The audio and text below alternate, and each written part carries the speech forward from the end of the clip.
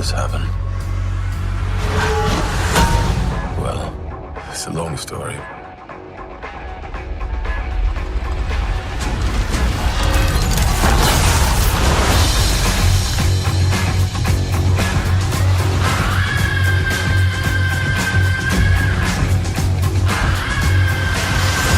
Asgard is dead.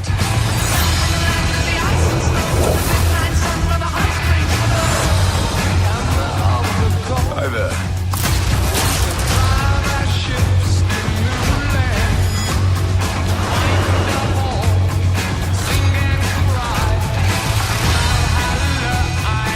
What have you brought today? Tell me. A contender.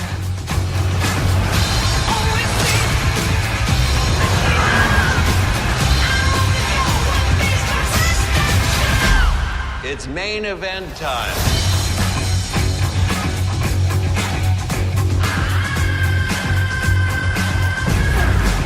And now, I give you your incredible...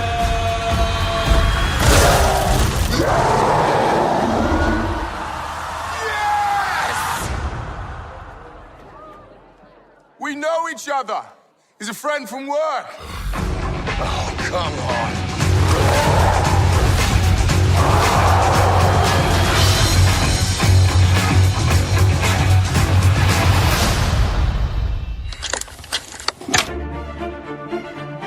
Em um mundo de fantasia. Na verdade, é na internet. Em que os filmes são analisados. Também tem biografia, entrevista, debate, um monte de coisa, né? Sim. Um podcast se destaca. Podcast Cinemação. Só no cinemação.com.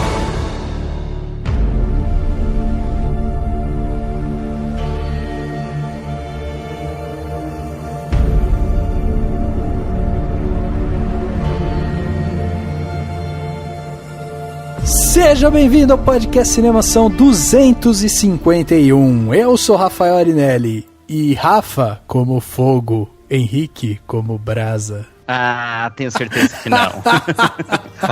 Tô mais pra água mesmo. Eu sou o Daniel Cury e se a Kate Blanchett chegar pra mim com aquela maquiagem, com aquele cabelo preto, dizendo que quer me matar, eu vou virar pra ela e falar: nem rela em mim. Nossa! E aqui é o Henrique Risato e Led Zeppelin, Hulk Gladiador e Jeff Goldblum sendo Jeff Goldblum é a fórmula da mais nova comédia da Marvel Studios. Inovando, né? Inovando as suas fórmulas. Eu sou Lucas Albuquerque e Thor Ragnarok é o pior filme da Marvel. Olha aí, o cara já chegou com o pé na porta. Esse cara. De cara já. Falou, galera. E não tem mais nada pra acrescentar, né? Fica assim. Causei, tchau. É, exatamente. Muito bem, estamos aqui neste podcast 251 com os nossos amigos aqui do Cinemação, o Henrique e o Lucas, para bater esse papo sobre esse novo lançamento da Marvel aí, Thor Ragnarok, né? O terceiro filme desse herói que a Marvel já tinha nos apresentado, a gente já tinha visto ele anteriormente, né? Em Vingadores e tal, nos filmes solos, e agora ele chega finalmente aí com o seu terceiro filme para tentar conectar alguns pontos e também trazer um linguajar totalmente diferente do que a Marvel estava se propondo, né? E para bater esse papo, a gente tem aqui o Henrique e o Lucas que vieram justamente para causar, né? O Lucas aí com essa declaração já mostrou um pouco do posicionamento dele, o Henrique já veio com papo também de mas a crítica está sendo muito elogiosa e tal, então... Teremos um embate, chamar a hein? atenção do ouvinte. Muito bem. Vamos então bater esse papo sobre Thor Ragnarok logo depois do quadro Repercussão. Confira o que rolou durante a semana. Eu começo. Agora no Repercussão.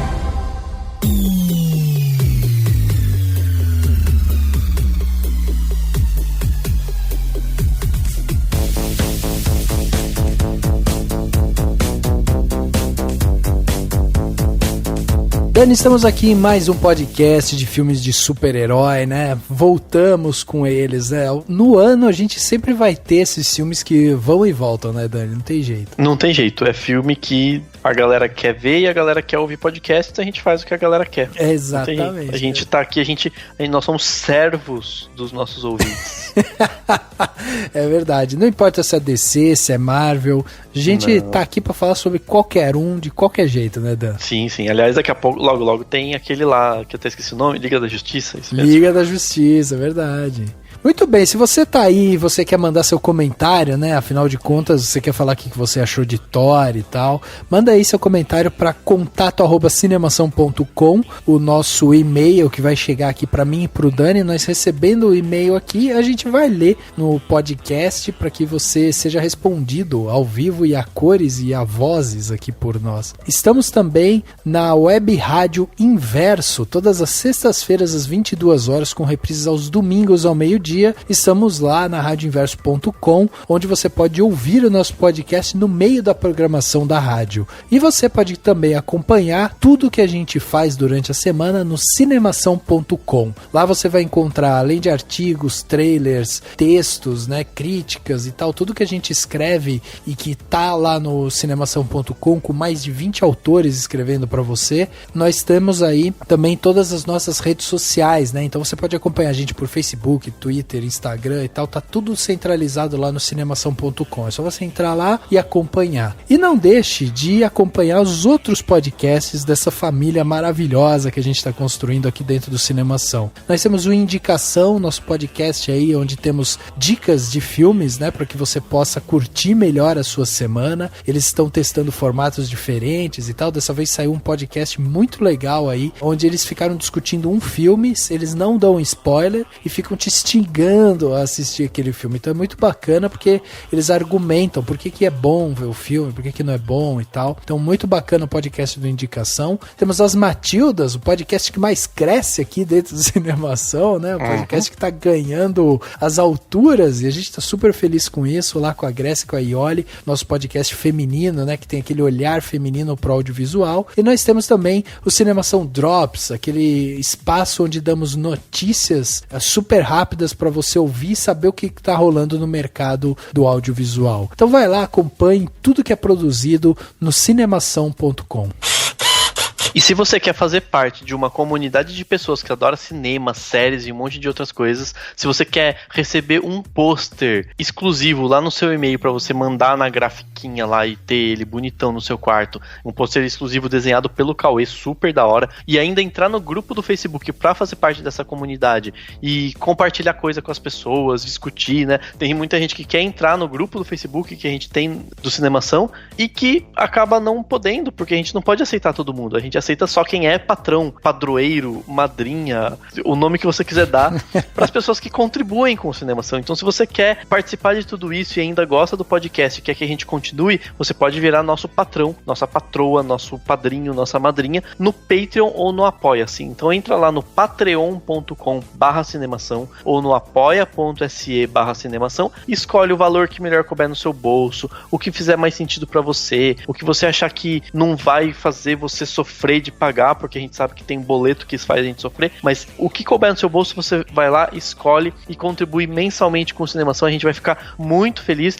porque a gente precisa muito disso para poder continuar, para poder investir cada vez mais. Então entra lá e transforme-se num patrão do Cinemação, como fazem o Diego Lima, o Fernando Machado, o Alberto Marinho Camilo, a Tatiane Nantes, a Fernanda Siqueira, a Tamires Porto, o Will Bongiolo e o Thierry Penteado. Seja um patrão do Cinemação.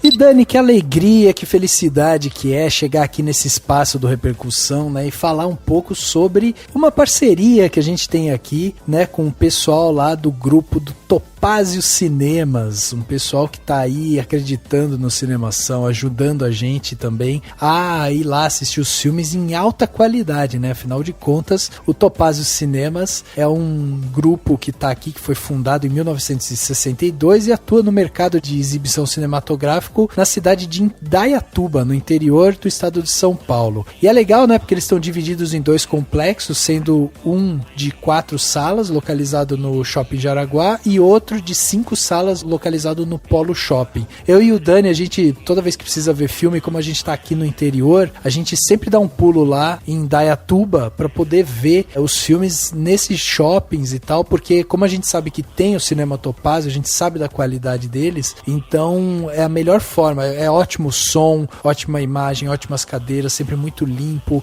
alta qualidade realmente de exibição. E programação muito boa, sempre tem filme que a gente quer ver, sempre tem filmes diferentes, tem muita cidade no interior que não recebe os filmes que eles recebem, é muito legal isso. É legal porque também eles atendem todos os públicos, né? E eles priorizam realmente essa qualidade em atendimento, infraestrutura, produto, tecnologia, né? Para oferecer para cada cliente uma experiência única e satisfatória, mágica, né? Quando tá indo lá desfrutar de seu filme no cinema do Topázio. Então, dessa forma, esse cinema ele fica sendo como uma referência, né? Aqui no interior de São Paulo. E o Cinemação, como tá entrando em parceria aí com o Topázio, a gente reforça o nome do cinema e convida todos os nossos ouvintes que são aí do interior paulista, que de repente estão perto da cidade de Indaiatuba, para dar um pulo ali no cinema, tanto no Shopping Jaraguá quanto no Polo Shopping, para que você possa desfrutar de uma melhor qualidade de exibição e ver filmes em legendado 3D, eles têm tudo lá. Então vale muito a pena e a gente só tá fazendo essa parceria porque a gente acredita também na proposta do Cinema Topázio. Então você tá no interior de São Paulo, ou se você vai visitar o interior de São Paulo, aproveita e vai pro Topázio Cinemas que você vai adorar.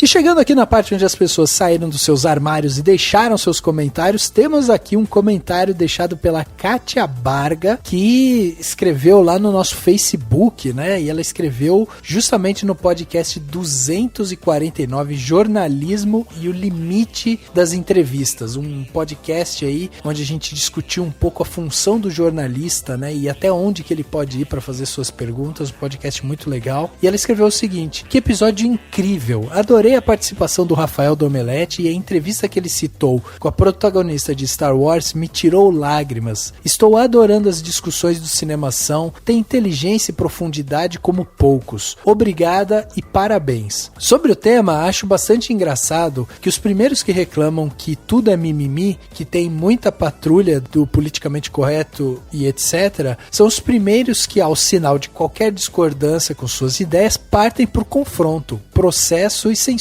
Podem falar o que quiserem, mas só eles, né? O crítico de um portal recebeu até ameaça de morte por criticar essa obra. O humorista que só sabe fazer humor ofendendo ou diminuindo alguém está fadado ao fracasso cedo ou tarde. Vide programa Pânico que vai finalmente parar de ser exibido. Olha aí.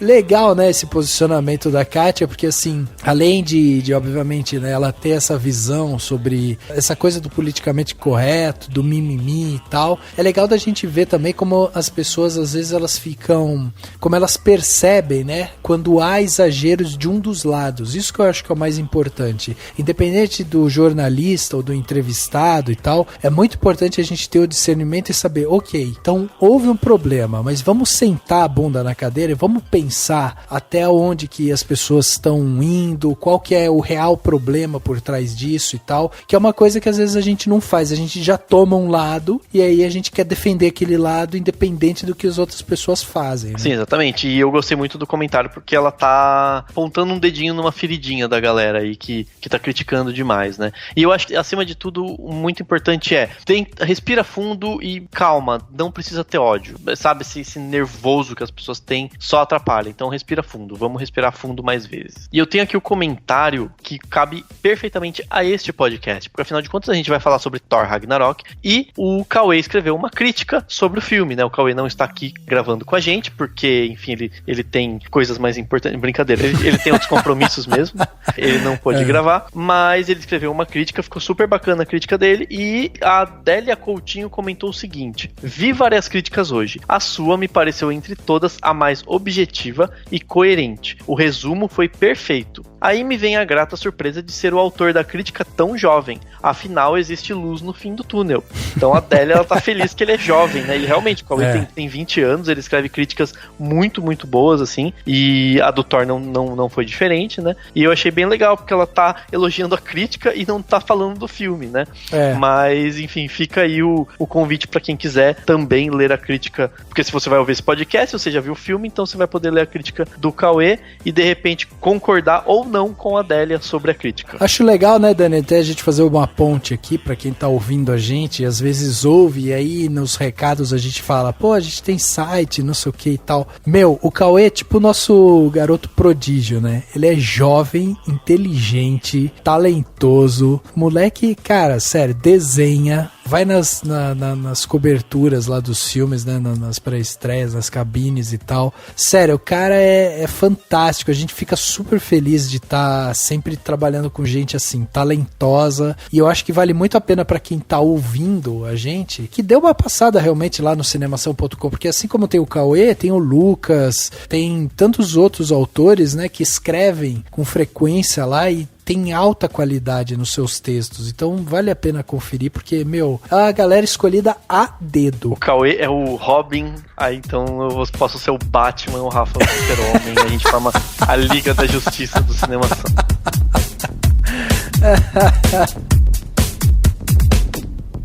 You must be Hela. And Thor, son of Odin. Really? You don't look like him. Perhaps we can come to an arrangement. You sound like him. Neil. Beg your pardon.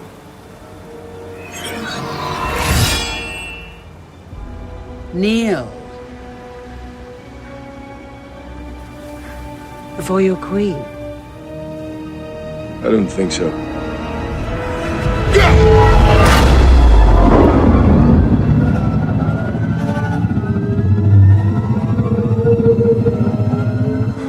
It's not possible. Darling, you have no idea what's possible.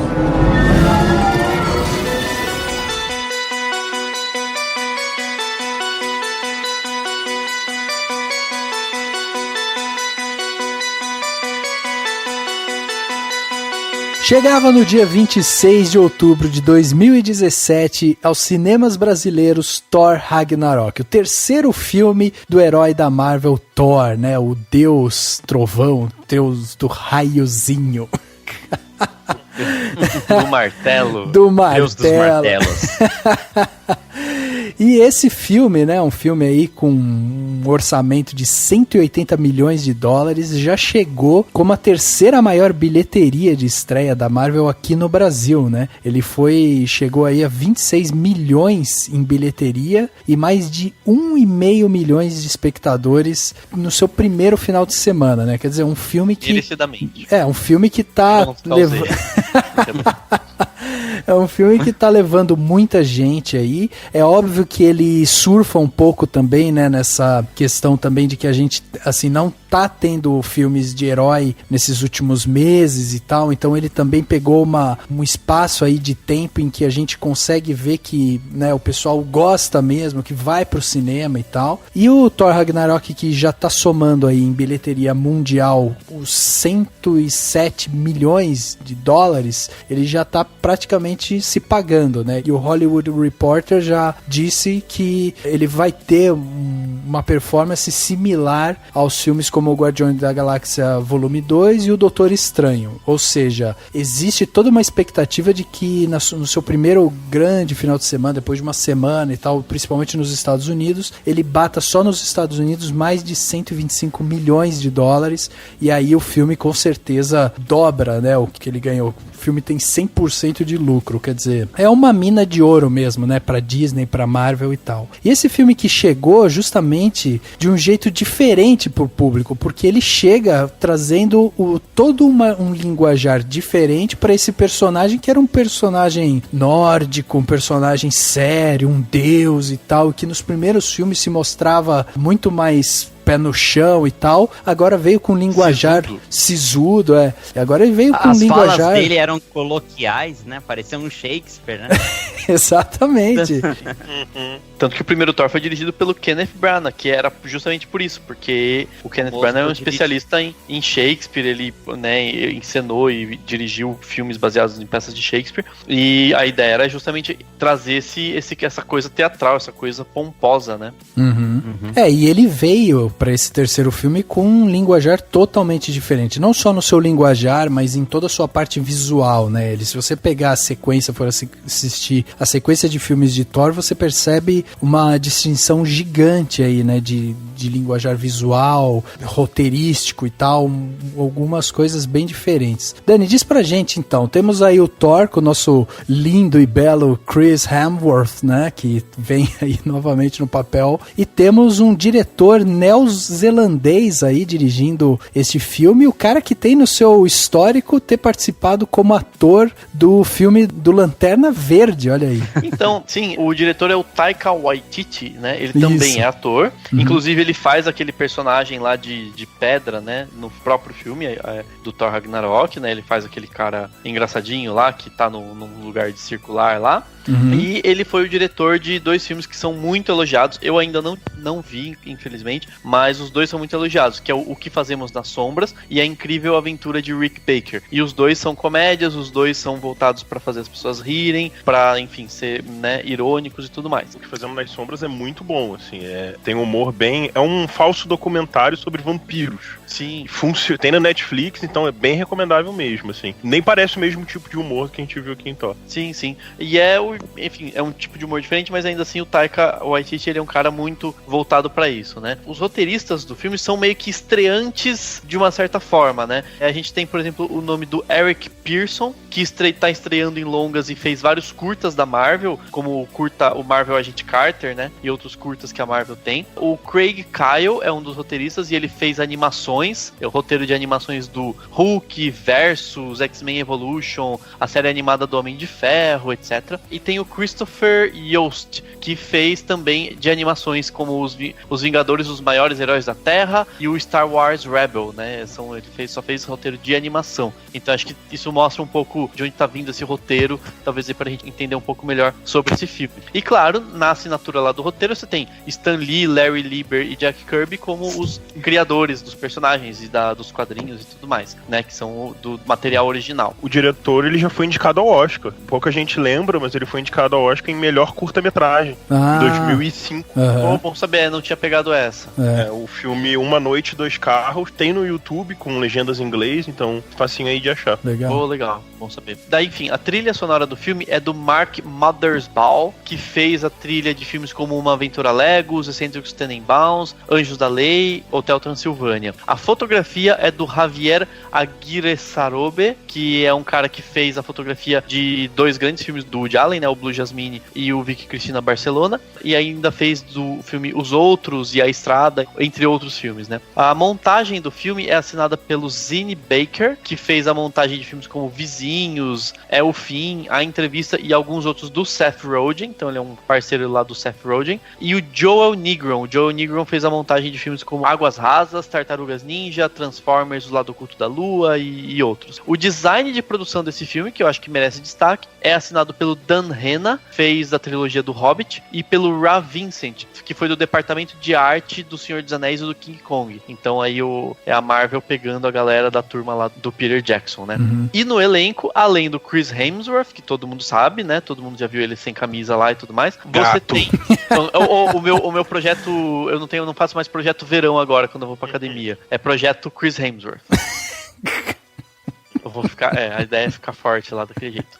Além dele, tem o Tom Hiddleston, a Kate Blanchett, Idris Elba, o Jeff Goldblum, a Tessa Thompson, o Carl Urban, o Mark Ruffalo, Anthony Hopkins e Benedict Cumberbatch. E ainda tem participação especial do Luke Hemsworth, do Sam Neill e do Matt Damon numa aparição breve. Exatamente.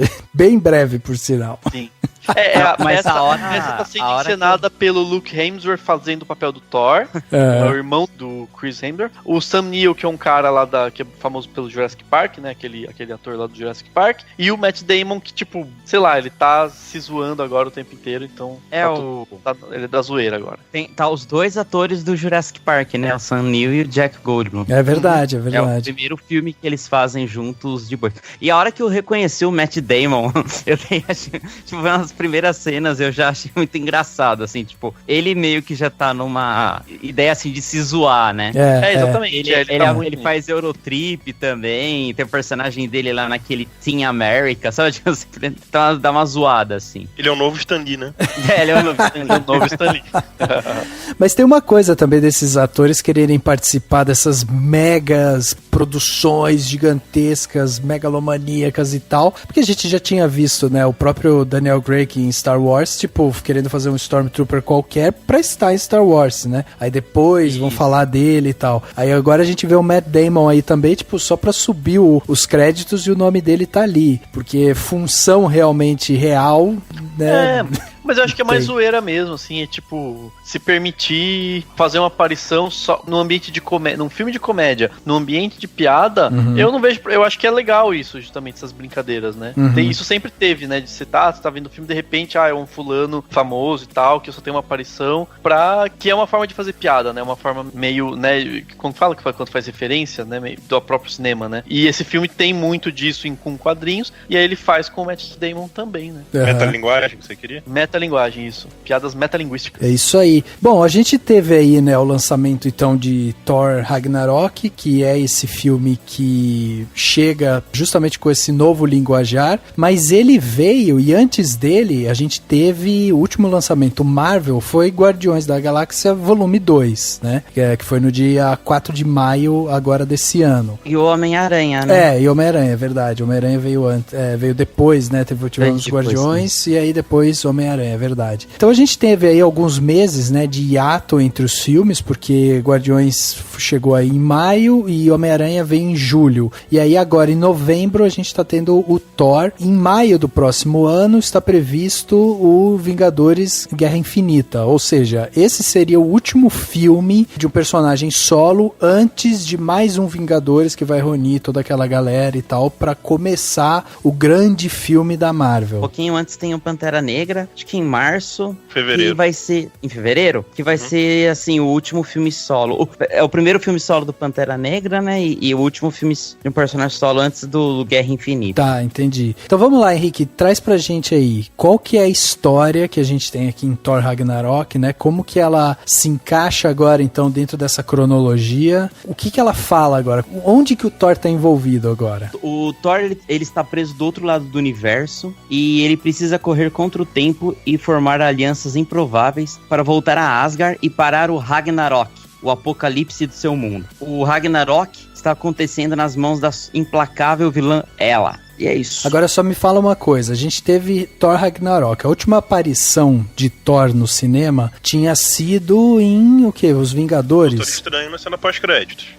Mas pode se considerar como a Era de Ultron. Né? A Era de Ultron, o último Vingador. Aí a gente teve aquela fase Capitão América Guerra Civil, né, onde teve a grande batalha e tal. Thor nem Hulk estavam envolvidos naquilo, então já estava sendo acreditado, né, que eles estariam em outro lugar, passando por alguma outra aventura e tal. E aí depois foram vindo os outros filmes e também nada de menção aos dois. Até que agora, enfim, a gente chega e vê em que pé que tá o Thor dentro da cronologia da Marvel aí. Como que a gente pode encaixar essa história do Thor justamente nessa cronologia que a Marvel contou pra gente? Porque a gente teve os Vingadores, teve a última aparição lá do Hulk e tal, passamos ali, né, mais ou menos de novo pelos Vingadores quando veio Guerra Civil, mas agora a gente volta com o Thor relembrando, ele quer trazer pra gente a memória dos Vingadores, porque afinal de contas era o último fio condutor que a gente tinha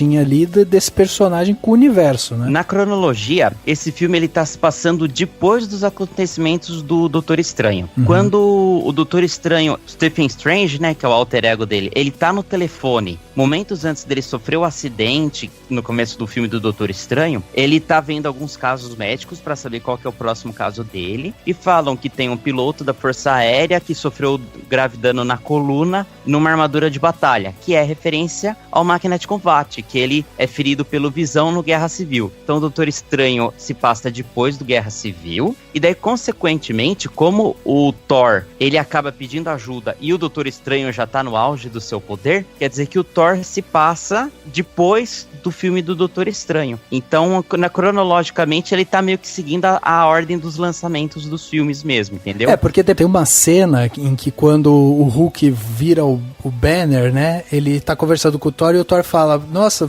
ele menciona a Guerra Civil, ele menciona os Vingadores, a Era de Ultron, e aí o Thor fala pra ele, não, mas isso já faz 2 anos, né? Isso. Sim, que é exatamente o tempo do lançamento do filme. Então, eles estão meio que, né, se passando, tipo, quase que no nosso tempo. No nosso tempo, no sentido de, nesse período mesmo, assim. Eu acho que tá uma cronologia bacana. Claro que, eventualmente, a gente vai ter umas coisas de, nossa, mas isso aqui aconteceu antes, mas como que aconteceu aquilo de tal forma, sabe? Por exemplo, eu vi questionamento sobre o tempo de treinamento do Doutor Estranho, porque o tempo de treinamento que ele tem, então, seria em poucos meses, e que, na verdade, poderia ter sido muito mais tempo, etc, etc. Mas eu acho que, considerando que são quadrinhos, de uma certa forma, são, né, dentro do universo, dentro do que a gente tá vendo, tá com uma verossimilhança bem clara, assim, não acho que seja um problema no sentido de falar, meu Deus, tá tudo bagunçado, entendeu? Não, o povo reclamou disso no próprio filme do Doutor Estranho, mas tem a justificativa de que ele estuda dormindo também, né? Então o tempo pra ele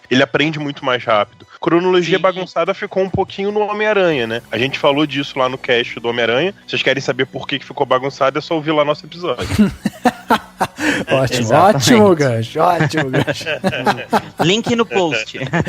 É isso aí, perfeito. Então, ok, então o Thor tá encaixado dentro dessa cronologia de filmes, não existe nenhum tipo de sequela em relação a isso, e a gente tem, né, recapitulado algumas coisas justamente do Vingadores A Era de Ultron, que foi a última vez que eles apareceram. Ótimo. Uma das coisas que eu acho muito importante da gente citar nesse filme é que é um filme que vale a pena ser assistido em 3D, IMAX e tal, enfim, porque ele tem uma qualidade de visual que impressiona. Inclusive, eu acho que é um dos melhores filmes desses de herói que brinca muito com essa sensação de espaço, sabe? Ele tem uma coisa de mostrar realmente a grandiosidade dos cenários. Isso eu achei muito bacana, essa parte visual, e como o 3D contribui para dar esse volume de cena para em alguns momentos, né? Tipo a cena da arena, primeira cena, né, quando o Thor vem se desenrolando ali e tal, e cai e tal, você também já tem uma noção espacial do ambiente que ele tá. Então, eu acho que é um filme ótimo para ser assistido em 3D, IMAX e tal, principalmente por isso, por essa parte visual. A qualidade do IMAX, eu vi em IMAX e achei espetacular, assim, e o fato de ele ser um filme mais colorido, né? Tudo bem que os filmes da Marvel vêm sendo mais coloridos, mas eu acho que ele é provavelmente o que tem menos escuro, sabe? E como o óculos 3D dá uma escurecida, então não cria aquele incômodo de falar, nossa, não tô enxergando nada. Pelo contrário, você vê tudo e ele é meio cristalino, assim. E uma qualidade de IMAX psicodélico, né? Sim. O áudio também, né? Trilha sonora com sintetizadores, é bem anos 80, assim, meio doidão, né? Exatamente, meio anos 80, meio vibrante e tudo mais, e que combina muito com o estilo, com o fato de ser uma comédia, né? Então ele meio que assume de vez, finalmente, que é uma comédia. Não é que nem o Vingadores, que tem toda a urgência, e no meio tem umas piadas que você fala, meu Deus, tá descolado. Não é que nem É que no caso do Guardiões da Galáxia também é uma comédia, mas acho que ele tem uma urgência maior, ou um peso maior. O que eu gostei desse é que ele é uma comédia que tem lá elementos de drama, de ação, algumas coisas. Ele não tem medo, né, de um lugar pro outro, sabe? Tá, o cara não sei o que, o Odin morreu, meu Deus, e aí tem as piadas, o filme ele não tá com medo disso, né? E aí ele vai acontecendo e aí ele no fim das contas, é uma comédia pra você rir, assim, e as gags são boas e tal, então acho que ele combinou nesse jeito, assim. Recentemente eu escrevi um texto no site, sem querer fazer uma masturbação de ego aqui, mas eu escrevi um texto no site quando eu coloquei o trailer do filme Novos Mutantes. E eu comentei, geralmente filme de super-herói é filme de ação, né? Ação / aventura. E que tinha alguns pontos fora da curva, por exemplo, o Logan, que é mais ou menos um western, o Deadpool, que é uma comédia, e o Novos Mutantes, que provavelmente estão tentando vender um filme de terror. E eu acho que o Thor Ragnarok, pra mim, né, é o ponto fora da curva, porque todos os filmes da Marvel eram assim, filme de aventura, filme de ação, com relances de comédia. Mesmo o Guardiões da Galáxia eu ponho até mais ou menos como uma space opera, né, uma ficção científica quase, com um lance de comédia. O Thor Ragnarok, eu acho que dá pra colocar ele como uma comédia, com cenas de ação, mas assim, até o Lucas comentou antes, né, do próprio diretor, do próprio Taika Waititi. Eu também assisti 2 dias atrás, antes da gente gravar o podcast, o What We Do in the Shadows. Nossa, é muito engraçada a comédia dele, né? E eu acho que isso se emprega em Thor Ragnarok, é um mérito, pelo menos uma característica interessante, né? Como ele pega aquele cara sisudo, como o Dani mesmo falou, e tipo, vamos transmutar esse personagem que todo mundo conhece, vamos transformar em outra coisa aqui no meio do caminho e foda-se, entrega. Sim, eu vou discordar de vocês nessa, então. Pra mim, o filme não é como gênero principal comédia. Ele fica muito... Por exemplo, se a gente comparar com um Deadpool ou com Guardiões da Galáxia, a gente vê que lá, assumidamente, é comédia. Aqui, volta e meia, você tem um freio de mão puxado. A comédia, ele não se entrega 100% pra comédia. Então, sei lá, parece que... Compara com esse outro filme do diretor, lá é toda a cena, tudo. Desde a mise-en-scène, da atuação caricata, do roteiro, tudo ali é comédia. Aqui já não. Então, assim, o filme ele tem muitas gags, como a Marvel sempre tem, mas eu não colocaria. Eu colocaria como primeiro gênero aventura. Eu também. I really wish I had my hammer. Hammer? Quite unique. It was made from this special metal from the heart of a dying star. And when I spun it really, really fast, it gave me the ability to fly. You rode a hammer? No, I didn't ride the hammer. The hammer rode you on your back? No. I used to spin it really fast, and it would pull me off the... Oh my God! The hammer pulled you off? The ground. It would pull me off the ground up into the air, and I would fly. And every time I threw it would always come back to me. Sounds like you had a pretty special and intimate relationship with this hammer, and that losing it was almost comparable to losing a loved one. It's a nice way of putting it.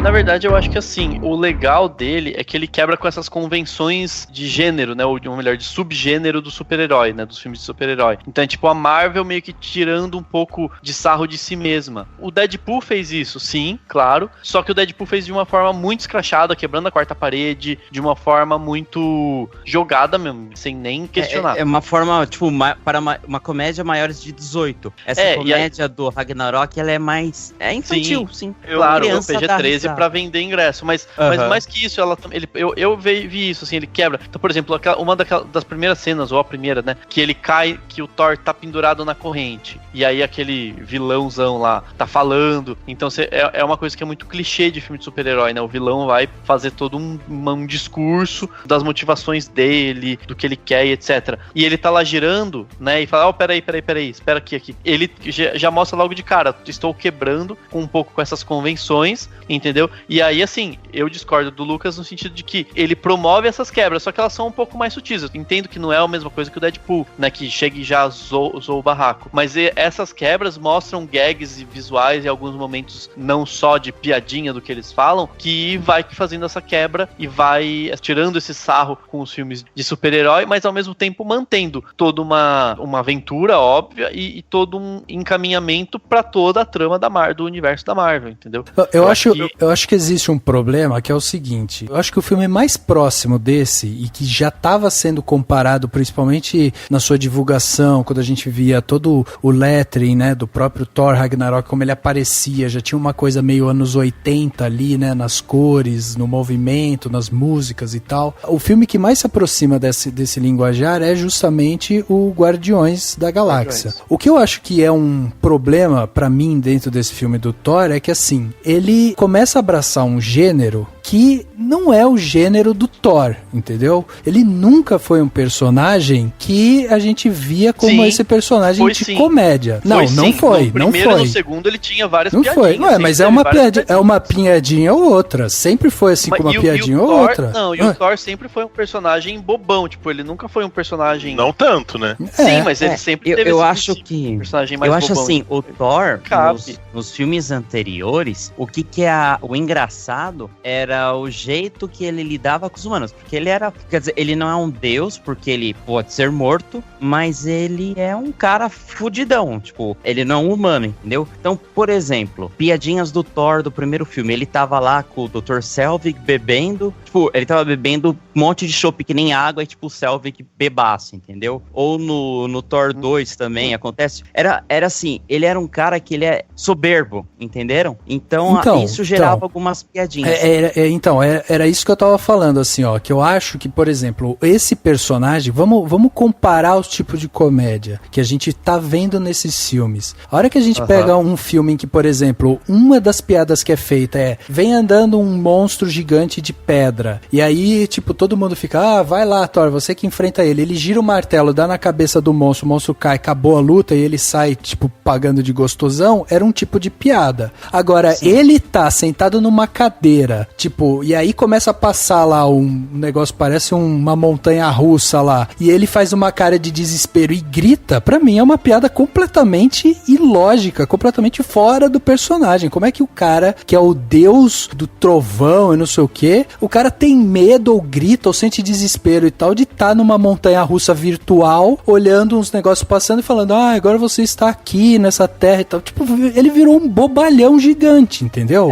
Eu acho que é a ideia do diretor de ter transformado o personagem, e eu acho que isso é uma característica bem legal do ator, do Chris Hemsworth. Sim. Ele já tinha dado mostra de que ele conseguia ser um cara e que tem timing cômico no As Caça-Fantasmas, vou chamar o filme assim, já que é de mulher. Então, que ele era o secretário meio que tava lá pra ser objetificado, é isso mesmo? Palavra? Isso. E nesse, também, ele quis pôr um cara mais bobalhão. Até o próprio Bruce Banner tá mais bobo. Todos estão mais bobos. É legal ver que é o mesmo ator, que era aquele cara sisudo, que falava shakespearianamente. Mas tanto que eles até cortam o cabelo como uma forma de fazer essa quebra, né? Isso, exatamente. Então, eu entendo. Só que o que eu acho é que o filme, ele tem muitas coisas que ele, tipo, ele não se explica, ele muda o tom de uma maneira assim, pra mim foi muito gritante, esse tipo de comédia. Eu fui no cinema, eu vi um monte de gente rachando o bico, rindo muito com todas as piadas e não sei o que e tal, mas eu não tive esse sentimento dessa, sabe, achando tão engraçado assim e tal. Por exemplo, do nada, a última vez que a gente viu o personagem do Hulk, por exemplo, era uma besta que o Banner tentava segurar ali de alguma forma. Aqui a gente tá vendo um Hulk que fica magoado porque chamou ele de grandão bobalhão, entendeu? Aqui ele fica infantiloide. Pois então, o filme ele ganha uma série de assim, funções para esses personagens que nunca tinha sido explorado, que daí era essa comparação que eu tava fazendo com Guardiões, porque Guardiões, desde o primeiro filme, a gente sabe qual que é o papel de cada um deles ali, a gente sabe como é que eles estão sendo construídos, a gente entende aquilo ali. Aqui, no próprio, no pôster do filme, a gente tem o Thor sério, segurando uma espada, todo mundo sério, tem as cores vibrantes e tal, mas não tem um elemento de comédia. Aí você senta pra assistir o filme, o Thor virou um completo bobalhão, tudo bem, ele já tinha essa inocência, mas até como o Henrique falou, o jeito dele tratar com os humanos é que evidenciava um pouco dessa inocência dele, talvez porque ele só vivesse ali, né, no mundo dele e tal. Ok, então a gente conseguia compreender isso. Mas aí o Hulk, tipo, virou também um bobão gigante que fica magoado porque falam ali, perdeu aquela coisa besta que ele tinha, né, que era o grande charme dele, era ser essa coisa descontrolada e tal. A gente tem uma aparição, por exemplo, do Doutor Estranho completamente inútil, sabe, um fanservice ali que te leva do nada pra lugar nenhum, entendeu? Não, ele é o cara que dá dá só um caminho simples, né? Pro Odin, né? Então. Preguiça do roteiro, isso, né? Preguiça. Foi total Não, é que eles quiseram, acho que eles quiseram unir o personagem do Doutor Estranho já com algum personagem dos Vingadores, pra tipo, não ter que apresentar todo mundo no futuro Vingadores. Tipo, esse aqui é o Doutor Estranho. Mais ou menos como aconteceu no Guerra Civil, que o Falcão já conheceu o Homem-Formiga, tipo, esse aqui é o Homem-Formiga, ele tá no grupo. Interessante que a cena pós-crédito que teve no Doutor Estranho foi dirigida pelo Taika Waititi. Ele já foi lá e isso daí eu não sabia. Eu achava até que às vezes a cena pós-crédito, tipo, o mesmo diretor que fazia. Não, ele veio e, tipo, teve uma co-direção nessa cena. Essa cena que tem o Doutor Estranho aqui no filme é só show-off do Benedito. É só pra isso. Ela, como um momento isolado, vamos dizer assim, um curta pra gente ver no YouTube, é divertida, é legal pra ver o quão potente ele tá. Mas no filme, eles poderiam ter chegado em Odin de outra maneira, o Odin podia estar em outro local. É totalmente preguiça do roteiro. Vamos passar disso aqui pra gente seguir pra Asgard e pro outro mundo lá que eu esqueci o nome. Exato. Então, assim, é só pra poder a história seguir, então não tem sentido. Neste filme aqui não tem sentido. Exato, e também a gente, pegando o humor do Thor e o humor do filme, pra mim as duas primeiras cenas do filme são bastante icônicas. Aquela falsa quebra de quarta parede, que parece que o Thor tá falando com a gente, mas na realidade ele tá falando com aquela caveirinha. Eu gosto dessa virada. Não chama Suturo, deus do mundo infernal, de caveirinha. Não, a caveirinha que tá dentro da gaiola. Tá, verdade. Então, ele tá conversando mas com a caveirinha. Mas aquele é o Mike. Porra, nem sei o nome do cara. E assim, o Thor dos outros filmes não faria essa piada. Então, o diretor colocando o tom neste filme. Se é um tom coerente ou não, é outros 500. Aí a gente segue pra cena do Sutur, daquela famigerada piada das correntes. Que ele não contente em fazer, que eu acho ela horrível, ele repete a piada 5 segundos depois. Então, assim, a gente já tem totalmente o tom do filme naquelas duas cenas. Isso é mérito do diretor, no sentido de, esse vai ser o meu filme. Apesar das escolhas eu não ter gostado tanto. Completamente PG-13, essa piada das correntes. O cinema inteiro riu e eu tava lá de saco cheio já. Eu gostei muito do timing cômico do Chris Hemsworth, e eu achei interessante essa coisa de quebrar as convenções, entendeu? Ele dá um tom. Eu entendo perfeitamente que você tá mudando um pouco a tonalidade, vai dizer assim, dos personagens. Você tá mudando um pouco essas características. Mas eu acho que você não muda, eu não vi com a mudança, como dizer assim, fundamental. Você não tá mudando a história dele, você não tá mudando a essência dele. Você só tá colocando ele num ambiente de comédia. E além da quebra de convenções e de mudar um pouco, de dar um respiro pros filmes da Marvel, de alguma maneira, e fazendo até um caminho, até uma resposta da Marvel ao caminho da DC, né? Tipo, de cada vez mais sério e, meu Deus do céu, aquele drama todo. Eu acho que também que isso não impede, primeiro que não impede de, no próximo filme que eles forem aparecer, eles estarem mais sérios, o que pode acontecer. E eu também acho que remete também aos quadrinhos, né? Aquela coisa de você ler um quadrinho, uma aventura do Thor, de um determinado roteirista com tal tom e tal ambientação, e aí você vai pra uma outra e tem outra pegada, e tem mais engraçadinho, e tem, né, essas mudanças. Os quadrinhos, eles sempre brincaram com isso, e acho que o cinema tá se apossando disso, né, se apropriando disso pra fazer essas mudanças dentro de um certo nível, digamos assim, que seja verossímil dentro da história, e considerando que a maioria das pessoas vai pra se divertir, sabe, eu não vejo como uma coisa, tipo, ninguém tá muito preocupado, sabe, ninguém tá, nossa, mas ele era tão sério. Não, como ele já teve um momento de piadinha ou outra, teve aquele curta dele beber, aquela cena pós-créditos dele enchendo a cara, não sei o que, e passando as férias e tal, você vai se acostumando com isso, se colocando no ambiente. Eu não tô reclamando do humor do filme, eu não tô reclamando da existência do humor do filme, eu tô reclamando da qualidade mesmo do humor do filme. Que são gags que você fala assim, nossa, sério, a piada vai vir em 3, 2, 1, aí a sala inteira ri. Exatamente. É nesse sentido. Exatamente. O problema eu acho que a maioria das piadas foram boas. Talvez, eu entendo, eu gostei daquela da corrente, assim, não me incomodou tanto, mas eu acho que a maioria das piadas vem de uma forma interessante, assim, não é Deadpool, entendeu? A cena do Loki comemorando que o Hulk tava trucidando o Thor na arena, que remete remete à cena dos Vingadores, esse é um tipo de humor que eu acho que funciona. Porque é um humor genuinamente do Loki, faz uma referência, é um fanservice honesto com os Vingadores, e você vê ali o próprio ator comemorando algo que ficou uma cena icônica que tinha nos Vingadores. Essa é uma quebra que vale a pena. Agora, simplesmente, olha lá, o Hulk peladão, é legal, mas, sei lá, ou a Valkyria caindo de bêbada. Nossa, eu achei ótimo. Eu já vi isso 500 vezes. Eu já vi isso 500 vezes. Exatamente. Eu acho que ele não é nem um pouco original, e se a gente fosse classificar ele como um filme de comédia, eu acho que ele é um filme de comédia que parece que tá se experimentando ainda. Tô testando piadas e tal, porque é uma atrás da outra. Eu acho que eles realmente, quiseram fincar os pés nessa questão do gênero de comédia, mas como, pra mim, eu tive a mesma sensação que o Lucas, assim. Eu assisti o filme já sabendo o que ia acontecer, qual que era a próxima piada que tava vindo e tal, porque era uma coisa muito narrada ali, visualmente narrada. Aquela cena pra mim que o Banner pula do jato e fala, deixa que eu resolvo e tal. Ele pula, a câmera vem pra um plano aberto e, sabe, tem o lobo lá e a câmera tá bem aberta. Eu falei, tá na cara que o cara vai cair, vai se espatifar ali no chão. Mas tava na cara, porque assim, se fosse só pra mostrar o Hulk, era uma câmera um pouquinho mais fechada do Hulk caindo em cima do lobo e tal. Ali não, ali a gente sabia que ia vir uma piadinha, sabe? E às vezes você também percebe que o time da piada é errado, porque como ele tem piadas muito sequenciais, quando fica um tempinho maior sem piada, você já fala, em algum momento vai vir essa piada. Então você já fica meio esperando. Só pra dar um disclaimer, eu nunca li nada do Thor especificamente, então tudo que eu sei do personagem e todas as referências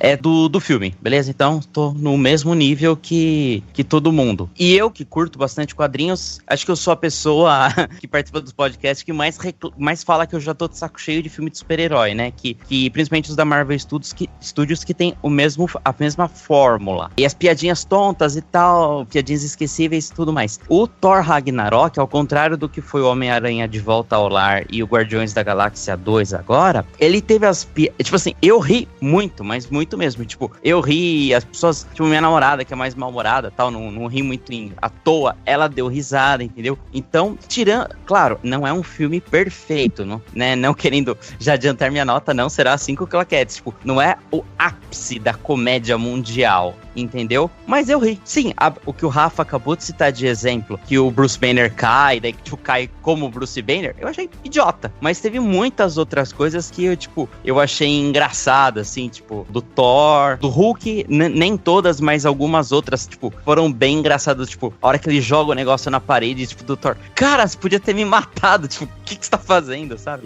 Eu acho que dentro do formulaico que a Marvel tem, das piadinhas sem graças, da piada por piada, esse filme, que como eu disse, eu interpreto ele como primordialmente como uma comédia, eu acho que ele funcionou bem. E só pra falar uma curiosidade, tem 2 curta-metragens, acho que tem 3-4 minutos, que chama Teen Thor, é do ano passado, foi dirigido pelo Taika Waititi, que é tipo, o Thor tá, sei lá, num outro lugar, e ele arranja, tipo, um estagiário pra ajudar ele em algumas coisas, entendeu? Já era o diretor brincando com o personagem, começando a brincar com o personagem. Então, quem quiser, busca esses curtas aí, que é engraçadinho. Num curta, isso funciona, né? Numa narrativa complexa de 2 horas, nem tanto. Pois é, eu também acho.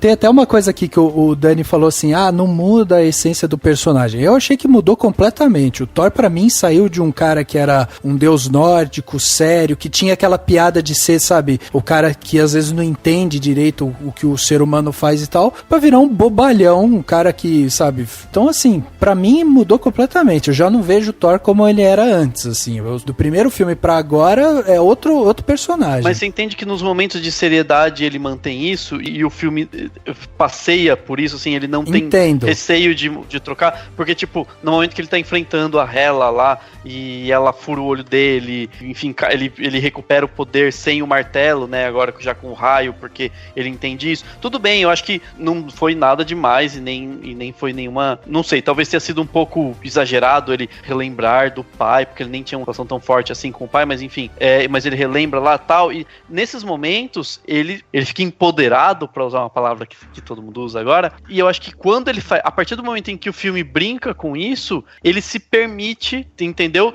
Manter o personagem sendo quem ele é e só levando ele pra um ambiente de comédia, entendeu? Então, mas aí que tá, assim, eu consigo enxergar ele nos momentos sérios, como aquele Thor que a gente já viu e tal? Consigo. Só que os momentos sérios representam 20% do filme, o resto do filme mostra ele como um completo paspalho, entendeu? E digo mais, assim, o filme ele tem muitas subtramas que parecem interessantes. O universo aqui ele foi claramente expandido, e aí a gente tem, por exemplo, a subtrama das Valquírias, que me pareceu muito legal. Eu queria saber mais daquilo, e não podia porque tinha uma gag que precisava pra poder ter a cota cômica do filme. É o alívio do alívio cômico, não faz muito sentido. A própria relação da Hela com o Odin, aquele passado dos dois de conquistadores, pô, quando eles começaram a mostrar aquilo, eu fiquei engajado no filme. Ou então, o do personagem do Idris Elba, Heimdall. Eu queria saber como que ele tava sobrevivendo ali, sem sendo perseguido, como é que ele juntou aquela galera. Então, assim, o filme tentou abraçar muitas coisas e não deu conta. Não deu conta exatamente por causa de piadinhas bobinhas que roubavam o tempo do filme. Mas eu acho, Lucas, que esses elementos que você falou, eles não são foco, entendeu? Por exemplo, as Valquírias. A gente teve informação suficiente. Era a guarda de elite de Asgard, elas tinham lá os cavalos alados, elas foram derrotadas pela Hela antigamente. Tudo bem.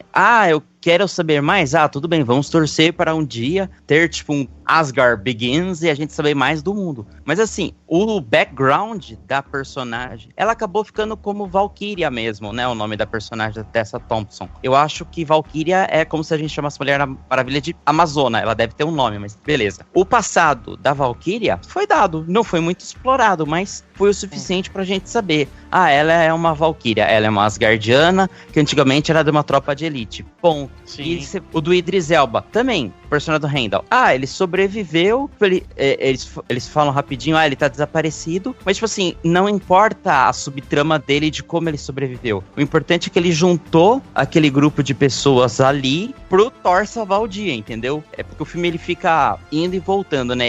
Em Sakaar ele é comédia, em Asgard ele muda um pouco o tom. Isso daí dá uma quebra, eu acho que é um pouco negativo até. Mas é isso. Eu acho que não, justamente porque no momento em que eles chegam nesse Sakaar, nesse planeta, o cara fala que lá tem coisas que não fazem sentido, tem um momento que eles citam isso, né? Aqui as coisas não fazem sentido, as coisas não... Então eu acho que é justamente isso, aquele é um planeta onde se permite, é como se, não sei, tô zoando aqui, é bem zoeira, mas é como se o ar lá tivesse aquele negócio que a gente dá risada, sabe aquele gás do riso, gás hélio, não sei o quê. Então, tipo, é como se fosse isso, sabe? Lá você pode ter piadas mais intensas porque é aquele planeta. E eles falam isso, né, em algum momento. Eles falam, aqui tudo é desse jeito tal, e os personagens lá são todos mais engraçados. O próprio Jeff Goldblum e, enfim, tudo lá é mais exagerado. Então é como se fosse, sabe, um planeta exagerado. E aí em Asgard as coisas estão mais sérias, até porque tá acontecendo uma coisa séria, vai acabar o mundo e tal, né, o mundo deles. Mas ainda assim tem algumas piadas que são mais do tipo as piadas que a Cate Blanchett faz, que estão sensacionais. Eu acho que a Cate Blanchett tá nadando lá, você tá passeando, porque ela tá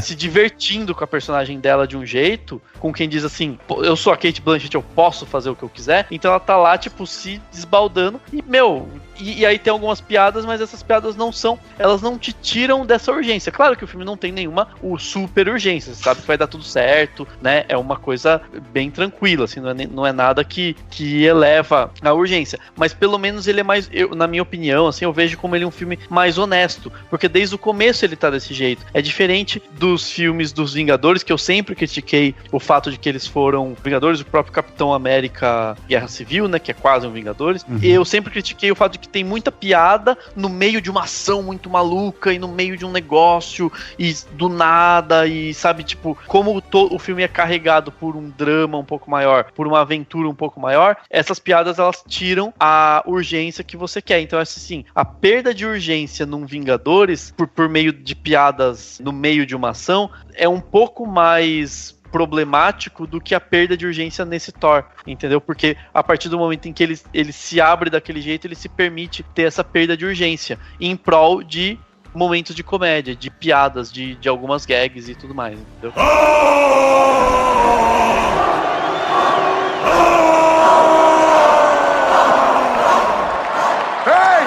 Hey! We know each other. He's a friend from work.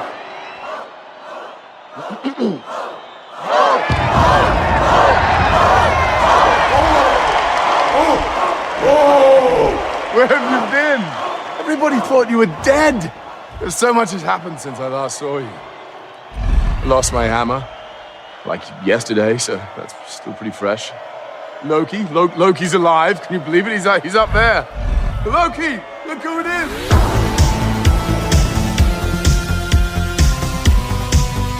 Aí eu acho que tem um problema, porque a gente tá falando também de um filme de herói e que não tem, pra mim, ele não tem nenhum senso de urgência aqui. Não, então, mas por isso que eu tô falando, essa perda de urgência não é um problema. Então, ele nem perde, porque ele fica tão preso nisso que daí o filme em si, ele vai do nada pra lugar nenhum. A gente vê qual que é o grande aprendizado que esse filme traz pra gente. O que é a grande mensagem que ele traz pra gente?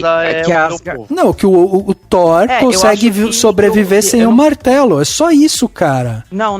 Eu acho que contrariando um pouco o que o Rafa falou, eu acho que o filme, se falou, foi de um lado pra lugar nenhum. Na verdade, não. O que foi muito interessante é que, assim, o filme é tipo apocalipse, né? O Ragnarok é o apocalipse da mitologia nórdica. Eu fui achando que ele ia evitar o Ragnarok de alguma forma. E no fim, não. Olha que virada, olha que coisa interessante. O Ragnarok teve que acontecer. O apocalipse aconteceu. É como se fosse cair um cometa na Terra. O cometa caiu e algumas pessoas entraram numa nave e fugiram. Tipo, ele não conseguiu evitar o grande mal. O grande mal, que é o fim do mundo dele, acabou. Aconteceu. Quer dizer, o Asgard não existe. Mas ele salvou o povo, ele pode ir para um outro lugar... Tem uma New Asgard, entendeu? Então ele deu uma... Que tem nos quadrinhos, né? Parece que nos quadrinhos tem um negócio que é uma Asgard flutuante, uma coisa meio maluca aí. Parece que ela fica flutuando sobre a Terra, é verdade. Eu não sei detalhes, mas tem isso. Cara, olha só, eu acho que esse tipo de mensagem que você tá falando pra mim, ela é uma mensagem super, além de clichê, ela é uma mensagem que não tem nenhum tipo de... Ele não cria nenhum vínculo com o espectador. A gente não cria vínculo com o povo. Mensagens foram passadas nos outros filmes da Marvel? Não tem. Só que esse. Ué, porque todo filme ele tem uma construção de personagem. Todo filme ele mostra tipo como esse personagem ele vai crescendo e tal. Esse filme, a gente tá falando de um filme, como foi o Thor, o Mundo Sombrio. Também não era o fim da Terra, era mais uma invasão e não sei o que, era a mesma coisa. Aqui a gente tá falando de, olha só que interessante, ele não pode evitar o Ragnarok, e aí Asgard são as pessoas. Tá, ok. Quem são essas pessoas? Eu não vi, não é mostrado. Isso daí não cria vínculo nenhum com o espectador. Você não tem nenhum tipo de intimidade ali pra pensar nesse... Não tem esse senso de urgência. A gente não sente isso.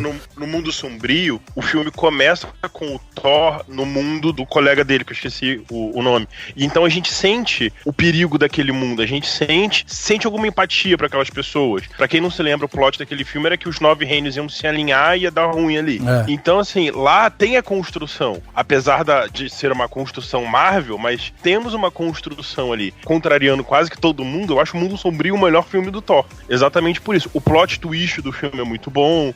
Não vou entregar caso alguém não tenha visto, enfim. Então, assim, tem muito mais elementos no Mundo Sombrio. O que atrapalha o Mundo Sombrio é a galera na Terra. Tem muito personagem na Terra que não precisava ter. Que bom que nesse, pelo menos, não tem isso. Nesse, o universo se expande para outros mundos. Mas aqui é muito fraco, assim. Então, assim, se a gente for pensar em drama, é 0. Se a gente for pensar em comédia, é cambaleante. Em ação, que também o filme ele se presta pra uma ação, não temos uma grande cena marcante, como a cena do aeroporto no Guerra Civil, como as cenas no Capitão América, aquela cena do elevador. Então, assim, você pode dizer que ele sacudindo o martelo no começo do filme é legal. É legal. As duas cenas que tocam Immigration Song, que é aquela música do Led Zeppelin lá, é muito legal, cara. E precisa repetir eu não assisti 3D, eu não assisti nem a IMAX e nem em 3D, eu assisti 2D normal. Mas dá pra ver, tipo, a hora que ele joga o martelo, que é uma cena feita pra ter o efeito do 3D, vindo um monte de monstro, ele lutando, e depois, a outra vez que toca o Immigration Song, que é ele contra uns zumbis dando os raios, que era o que eu mais lembro do Thor, tipo, no videogame aqui. realmente, ele é o deus do trovão. Na mitologia nórdica, o Thor é o deus do trovão. Então, ele usando o poder mesmo dele. Eu achei, assim, não dá pra falar que não tem cena de ação legal. A cena da Hela é legal também, a hora que ela luta. Pena que é o efeito que teve na Mulher Maravilha. A gente consegue ver que é um personagem digital. Mas é legal também. Eu também acho que é legal. Eu também acho que é legal cenas de luta, mas também acho que é clichê. Não acho nada memorável essas cenas. Não achei nada demais, não achei nada... Como o Lucas relembrou agora, Guerra Civil, a própria cena do elevador do Capitão América, cara, são cenas memoráveis. Aqui você tá falando, até pra você relembrar a cena, você tá usando a música, porque a cena em si é uma cena clichê, é ele batendo em um monte de gente lá, num campo aberto, fazendo uma coreografia que a gente já viu em Matrix. Mas é proposital, Rafa, é isso que eu quero falar, não é só a cena, não é só o visual, entendeu? Que vai ficar memorável, entre aspas, mas é o visual e a música, porque realmente, às vezes a gente lembra do Guerra Civil, que tem aquela luta no aeroporto que o Lucas falou agora há pouco, eu não lembro a música que toca, deve ser a música tema, sei lá. Essa não, essa você ouve aquele... Pô, é o rock e tal, e é uma música teoricamente conhecida ou não, mas assim, é uma música animada que tem uma letra e que te remete. Putz, pelo menos eu, sempre que eu ouço Immigration Song agora, eu vou lembrar do Thor lutando, entendeu? Tipo, é a música do Thor Ragnarok. Pra muita eu gostei, gente... Pra mim ela ficou parecida, me lembrou muito, não nada em relações musicais, mas a forma como ela é aplicada me lembrou um pouco a música da Mulher Maravilha. Que é uma música que fica marcante. Então, assim, realmente as cenas de ação em si não são tão marcantes, né? Não é nada demais, assim. Mas pra mim o filme é mais marcante do que outros meia dúzia aí de filmes da Marvel que ficaram mais esquecidos. Por conta de ter feito essa quebra. Ele quebra com o subgênero, ele brinca com o subgênero, entendeu? Quais filmes, Dani? Quais filmes? Por exemplo, o próprio Capitão América, o primeiro Capitão América, o Capitão América 2, eu não lembro de muitas cenas, é muito... Por serem muitos filmes, assim, meio anuviado, sabe, na minha cabeça. E o Guardiões da Galáxia mesmo, o Guardiões da Galáxia, pra mim, eu lembro que foi divertido, mas eu não lembro de nada específico, entendeu? Eu não lembro de aquela cena tal, ou aquela piada, entendeu? Pra mim. Mas você sabe... Os dois melhores. Mas você sabe, Dani, que daí eu acho que tem uma coisa que eu acho que é um problema que a Marvel tá vivendo agora, que é um dilema que eles vão ter que ter. Vamos pensar um pouco na história da Marvel cinematográfica. Eles começaram de um jeito que foi histórico, cara. Virou estudo, sabe? Objeto de estudo para as pessoas. Por quê? Porque eles começaram a criar pequenos universos que iam se conectando e tal, até chegar nos Vingadores. As cenas pós-créditos tinham alguma coisa, os filmes eles iam se encaixando de alguma maneira e tal. Depois que a gente teve essa onda e que daí começou também aquele enigma, né? Como que a Marvel vai conseguir continuar tocando isso e tal? Aí depois já veio o Vingadores 2, que já foi pior do que o primeiro e tal. A gente começa a ver que os filmes estão entrando numa, sabe, numa sequência, assim, de uma coisa muito, sabe, sem novidade, são coisas sempre muito parecidas. A gente consegue perceber nitidamente que Thor Ragnarok tá vivendo na onda de Guardiões Volume 2. Essa cena que o Henrique falou do martelo girando e tal, e batendo em todo mundo, e a câmera fixa no martelo,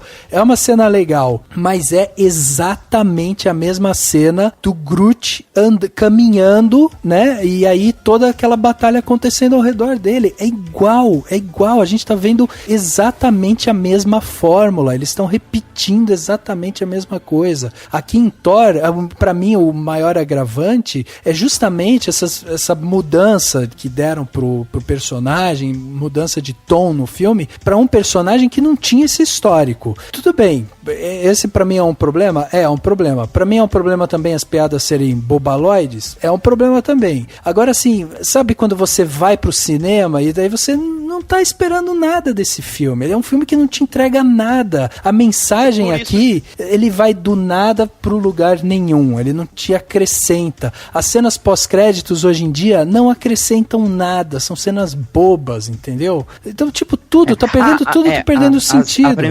A primeira cena pós-crédito, ela é até interessante, que é a nave que tá o Thor, né, e o pessoal de Asgard e tal, e parece uma nave gigante. Provavelmente a nave do Thanos ou de um dos eu não lembro, eles têm um nome, mas é um dos asseclas do Thanos. Ou seja, ela vai ser importante. A segunda cena pós-crédito é uma piadinha meio tonta que podia realmente ser desnecessária. O Rafa falou da Marvel Studios que tinha que ser estudada e tal. Concordo. Pra mim, o melhor filme da Marvel Studios, ou pelo menos tá no top 5 facilmente, é o Homem de Ferro 1. Por quê? Porque é um filme excelente, do enredo, trilha sonora, tudo, é uma novidade. Teve a questão de cena pós-crédito e as piadas, elas eram assim, pontuais, que era mais aquele o robozinho, a inteligência artificial que soltava uma fumaça aqui, outra ali e tal. Não tinha aquela necessidade de forçar a piada. No começo era assim, entendeu? Os primeiros filmes, a primeira fase. Depois que descambou, aí, sinceramente, parece uma série, parece um seriado, que um seriado com 20 episódios, toda semana você vai lá e assiste um episódio. E você esquece. O Thor é tipo o episódio do Breaking Bad, que é o episódio da mosca, sabe? Que é totalmente fora da curva. Ele anda um pouco... A história dos personagens lá, que eu nem lembro mais os personagens do Breaking Bad. Ele anda um pouco e ele é diferente. Eu acho que o Thor Ragnarok é isso. Ele move um pouco a história, porque ele uniu o Thor, o Hulk, que estavam desaparecidos, com o Loki. Mexeram eles um pouco no espaço pra dar um spoiler futuro. Porque no trailer de Guerra Infinita, que foi exibido na San Diego Comic Con, a primeira cena do trailer é a nave, a Milano, a nave do Guardiões da Galáxia voando, e bate uma coisa no vidro. E aí o Rocket Raccoon fala, tira essa porcaria do vidro, não sei o que, e vai lá, é o Thor. Tava flutuando no espaço, desmaiado, eles tacam ele na nave. Então, moveu pra ir... Como eu falei, vai unindo os personagens. Então, essa foi uma função do filme. Mas, realmente, como o Rafa falou, os filmes da Marvel Studios, eles vêm caindo na mesmice. Então eu acho que isso é uma coisa legal do Ragnarok, ou pelo menos interessante, é que ele fala assim, quer saber, ao invés da gente fazer umas piadinhas pontuais, bobas, fora da conexão, eu acho que a Marvel, o Kevin Feige, né, que é o produtor principal, né, acho que ele falou assim, ô Taika Waititi, vem aqui, Thor esse filme, faz o que você quiser, porque tá todo mundo se fudendo pro Thor. De vocês, quem de vocês fala, pô, o Thor era o meu personagem favorito dos Vingadores? E hoje pode ter muita gente que começou a curtir ele. Eu mesmo. Eu acho assim, tudo bem, eu vou lembrar desse filme, da música, que eu gostei bastante, que pra mim ficou marcante, do visual do filme, beleza, eles mudaram isso, e que foi um filme comédia, né? Foi uma comédia. Então assim, por um lado, os filmes da Marvel estão virando os quadrinhos mesmo, tipo, tem o quadrinho assim, tem todo mês, você vai lá, compra, você lembra de um ou outro, uma cena ou outra, mas não é uma coisa super marcante, a não ser que você fique relendo 1000 vezes, que daí você uma hora vai memorizar, porque obviamente, tudo que você vê demais você memoriza. Mas... episódico, né? Mas é episódico e é esquecível mesmo, assim. E aí, claro, nesse caso, por ter sido uma quebrinha, por ter tido essa brincadeira com o gênero, por ter visual diferente, por ter essa quebra, você fica bacana, entendeu? Então, particularmente, se é pra ter quadrinhos todo ano no cinema, ou seja, se é pra ter episódios de uma série, né, que eu tô vendo, que seja pelo menos pra que cada um tenha elementos diferentes, tenha, tipo, sabe assim, isso aqui é uma comédia, aqui eu vou zoar com isso, aqui eu vou... Porque já que a ideia é não se levar tanto a sério, então vamos fazer essas brincadeiras. Sabe assim, eu prefiro ver isso do que os filmes todos iguais, que tava ficando, né, os Vingadores, o Capitão América, até o Homem-Formiga, que foi foi uma comédia, mas foi mais esquecível ainda era tipo meio que tudo a mesma coisa, sabe? Tinha enfim, não sei explicar, mas um drama que não é tão drama e daí não consegue ser comédia o suficiente, entendeu? Esse pelo menos, você pode até dizer que as piadas não são boas, mas é uma comédia, entendeu? E aí a partir disso, e a partir da brincadeira com o gênero, né, de brincar consigo mesmo, de uma maneira diferente do Deadpool, ainda bem pra não ficar tudo igual, você se permite ter esses momentos de quebra, mas de fato é esquecível em muitos aspectos, e assim, e é Marvel, né, óbvio, não é... Então, a sensação que eu tenho é que a Marvel, ela tá se experimentando em várias coisas, porque ela precisa encontrar um novo caminho agora, entendeu? Ela fez de um jeito e agora ela precisa ir. Eu acho que eles ainda não encontraram a fórmula, e eu acho que essa fórmula que eles estão criando já tá criando novamente essa repetição. Eu vou dar 2 exemplos que eu acho que são exemplos bons pra gente pensar em filme de herói. A gente tem Capitão América Soldado Invernal, que é praticamente um filme de espionagem dentro de um filme de herói, que funcionou muito bem. Tem cenas marcantes, tem ótimas coreografias de luta e tal. Então, funcionaram muito bem. E a gente tem um filme que daí eu acho que funciona melhor ainda como comédia, que é Deadpool, que se anuncia como uma comédia desde o começo. Aí a gente vai surfar nessa onda de Deadpool, por exemplo, com Guardiões da Galáxia, que também vem mais ou menos nisso, já tem os personagens que desde o começo são criados e tal, moldados dentro dessa esfera, e de repente vem Thor, que começa com um primeiro filme de um deus nórdico sério, sisudo. No segundo filme ele já tem as piadinhas, mas sabe, tem que salvar de novo a Terra e tal. No terceiro filme ele virou um bobaloide, quer dizer, é o personagem que tá mais perdido dentro desse universo da Marvel, que cada filme apresentam pra gente um Thor completamente diferente. Isso é explicado também porque foram 3 diretores diferentes em cada Thor, né? Isso a gente sente a mão de cada um, né, com maior ou menor qualidade, mas sente tons diferentes nos filmes, né? Então, assim, diferente de um Guardiões da Galáxia, que você, por mais que eu não tenha gostado tanto do segundo, você vê que é o James Gunn dirigindo. E provavelmente a gente vai sentir os irmãos Russo no Vingadores Guerra Infinita. Você vai ver que vai ser igual, parecido o tom do Capitão América. Então, assim, isso de ter mudado, cada filme do Thor ter mudado o diretor, isso é relevante pra trilogia, pensando exclusivamente no arco Thor, né, da franquia Marvel, né? Time works real different around these parts. On any other world, I'd be like millions of years old. But here on Sakaar...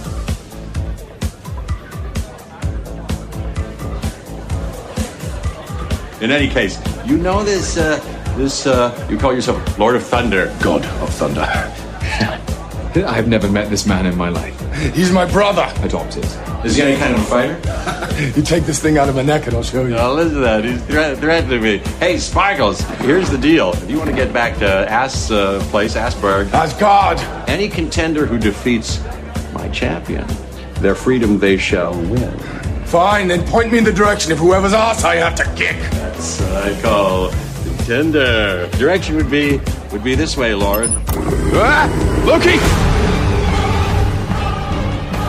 E aí tem a outra coisa até que a gente comentou em off e tal, que eu também acho que assim, a gente não tem ideia, não é deixado claro exatamente qual que é o tamanho da força do Thor e tal. A gente não consegue entender o poder dele como um todo, né? Isso pra mim é bem contraditório no filme, assim, né? No começo, ele bate no Surtur, beleza, ele bate lá, ele arranca o chifre / sobrancelha dele. Super aí fácil, né? Chega isso. Aí a Hela chega e destrói o martelo do Thor, também num piscar de olhos. Na cena seguinte, praticamente, a Hela apanha pra aquele amigo do Thor, pra um capanga do Thor. Você fala assim, ué, mas como assim? Ela não era super poderosa? E no final, a Hela apanha pro Surtur. Então assim, peraí, o Thor tinha acabado de bater no Surtur, então não faz muito sentido. No filme, se a gente pegar só esse filme, não pegando mitologia, não pegando quadrinhos, isso não faz sentido. Exato. Eu tive essa exata sensação também, porque assim, isso é uma coisa que me incomoda muito nesses filmes de herói. Eu, por exemplo, parei de assistir Arrow, Flash, não sei o quê, porque me irritava esse tipo de coisa. Você é apresentado pra um personagem que você entende que ele chega num limite X e de repente ele tá enfrentando um vilão, alguma coisa que é muito inferior a ele e o cara apanha do mesmo jeito, entendeu? Sofre do mesmo jeito. Você fala, caraca, você não aprendeu já não é um cara super forte e tal. Então, assim, essa noção tridimensional do personagem, ela é muito mal explorada, entendeu? Eu acho que a Cate Blanchett, ela tá linda, espetacular nesse filme, assim, porque ela é uma atriz que a gente percebe que quando ela entra em cena, você percebe como ela domina, né, o ambiente, como ela tem presença e tal. Eu acho isso fantástico, mas volta também pra questão dos poderes dela, porque pra mim, a única coisa que ficou parecendo é que ela só sabe atirar flechinha, entendeu? E aí quando ela vai enfrentar o Surtur lá, tipo, aí ela lança flechas maiores, esse que é o poder dela. Ela não é a deusa da morte, sabe? E aí, tipo, como que eu vou fazer pra dar peso pra esses personagens, entendeu? Esse é outro problema que eu vejo nesse filme. A gente tem, assim, o Thor centralizado no filme, comédia, bobalhão e tal. A gente tem um Hulk que agora fala, que é sentimental, que tem problema de autoestima e tal. E aí a gente tem uma Valkyria que não serve pra muita coisa no filme, a não ser pra capturar o Thor, e só, porque ela não faz mais nada no filme, pilota uma nave, sabe? E o Heimdall também, tipo, salva lá as pessoas, mas também é uma coisa... Ela também atira com um canhão que parece um pênis dela, assim. Pois é. Não, e a Valkyria, que era pra se vingar da Hela, na hora do vamos ver, ela meio que sai de cena. É até meio assim, até meio... Deixa a mulher na cozinha, sabe? É meio bizarro isso. Pois é. Isso o outro personagem que ganha evidência aqui também, que é o Scourge, né? Que é do Karl Urban lá. É um cara que também, ele vira casaca e não sei o que, sabe? Tudo meio sem motivo. Mudou porque queria sobreviver, depois mudou porque tomou um chá lá de consciência. O Karl Urban, eu achei que ficou bem legal o arco dele, porque ele, tipo, tenta se salvar e acha que ela é poderosa, e aquele momento que ela fala pra ele matar, né, a mocinha lá, que ele seria, né, o cara que mata, o nome lá, o cara que mata lá, Executor. O executor, essas coisas, e ele fica meio com receio, você vê que ele tá, né, em dúvida. Mas ele não serve pra nada, Dani. Ele não serve pra absolutamente nada. Lógico que não. Ele consegue escapar a galera lá pra galera sair fugindo, entendeu? Ele tem essa função. Ele se sacrifica, Rafa, mas você também quer que todo mundo seja o deus do tudo? Não, a Valkyria, eu acho que foi uma falha, mas... A Valkyria podia ter salvado o pessoal, podia ter descido na porrada lá. Não quero que todo mundo... Olha só, olha o argumento, olha o argumento da Hela. Eu fui a carrasca lá do meu pai. Eu fui. A deusa da morte foi a carrasca de Odin. Agora ela está recrutando, ela que agora é a deusa da morte, está recrutando o Sturge. Por quê? Porque ele ficou parado na frente dela? Porque ela queria testar ele? Que esse cara? E ele tá lá só pra poder ela ter com quem conversar, né? Porque senão ela ia falar pras paredes o filme todo. Pois é, ele não serve pra nada, cara. É preguiça do roteiro isso. Mas é a ideia. Tem uma série muito legal chamada American Gods, e tem uma frase que qualquer vídeo que você entrava no YouTube enquanto passava a série, mostrava essa fala que era do personagem principal falando: deuses são reais se você acredita neles. Assim, qualquer vídeo no YouTube parecia, porque tava fazendo propaganda. Isso de uma forma teológica, digamos assim. Se ninguém acredita em um deus, ele deixa de existir. Meio que o poder de um deus vem da crença das pessoas nele. Então o que a Hela, ela queria do Surge, que é o personagem do Karl Urban, ela queria se sentir uma deusa, ela queria que ele fosse devoto a ela, entendeu? Ela queria um seguidor, mesmo se fosse um cara patético. Tipo, ela chega, ela mata os amigos do Thor, vem um cara patético e fala: eu te sigo, se você não me matar, eu vou ser seguidor dela.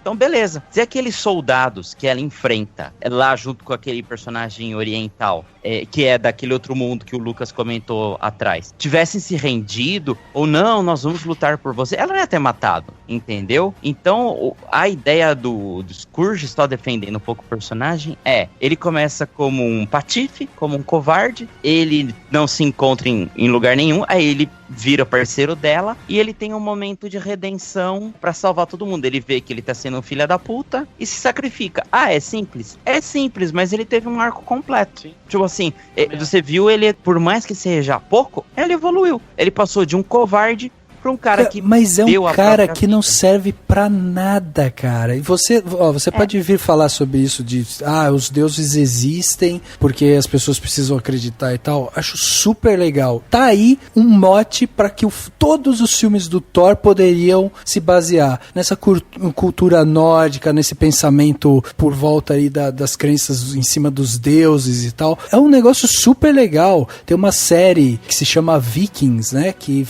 passa muito por isso também, falando muito sobre a crença, questiona muito essa parte das crenças e tal. O filme poderia ser baseado nisso. E o primeiro Thor tem isso. O primeiro Thor tem isso. Agora, isso que você falou agora não é falado no filme. Tipo, isso que você tá trazendo é uma experiência sua, que você sentiu, que você sabe e tal. Mas o fato dela ter recrutado o Sturge na narrativa do filme é simplesmente porque o cara falou: tá bom, vou ficar por aqui e tal. E é um cara que não serve pra absolutamente nada, pra nada. Eu discordo, Rafa, mas não tem como... Tipo, se for assim, então tem um monte de personagem que não serve pra nada, porque tem vários personagens em vários filmes que, ele tá aqui, aí ele tá ali, entendeu? Só, tipo, ele tem um arquinho, entendeu? Mas tipo... continua criticando nos outros filmes também.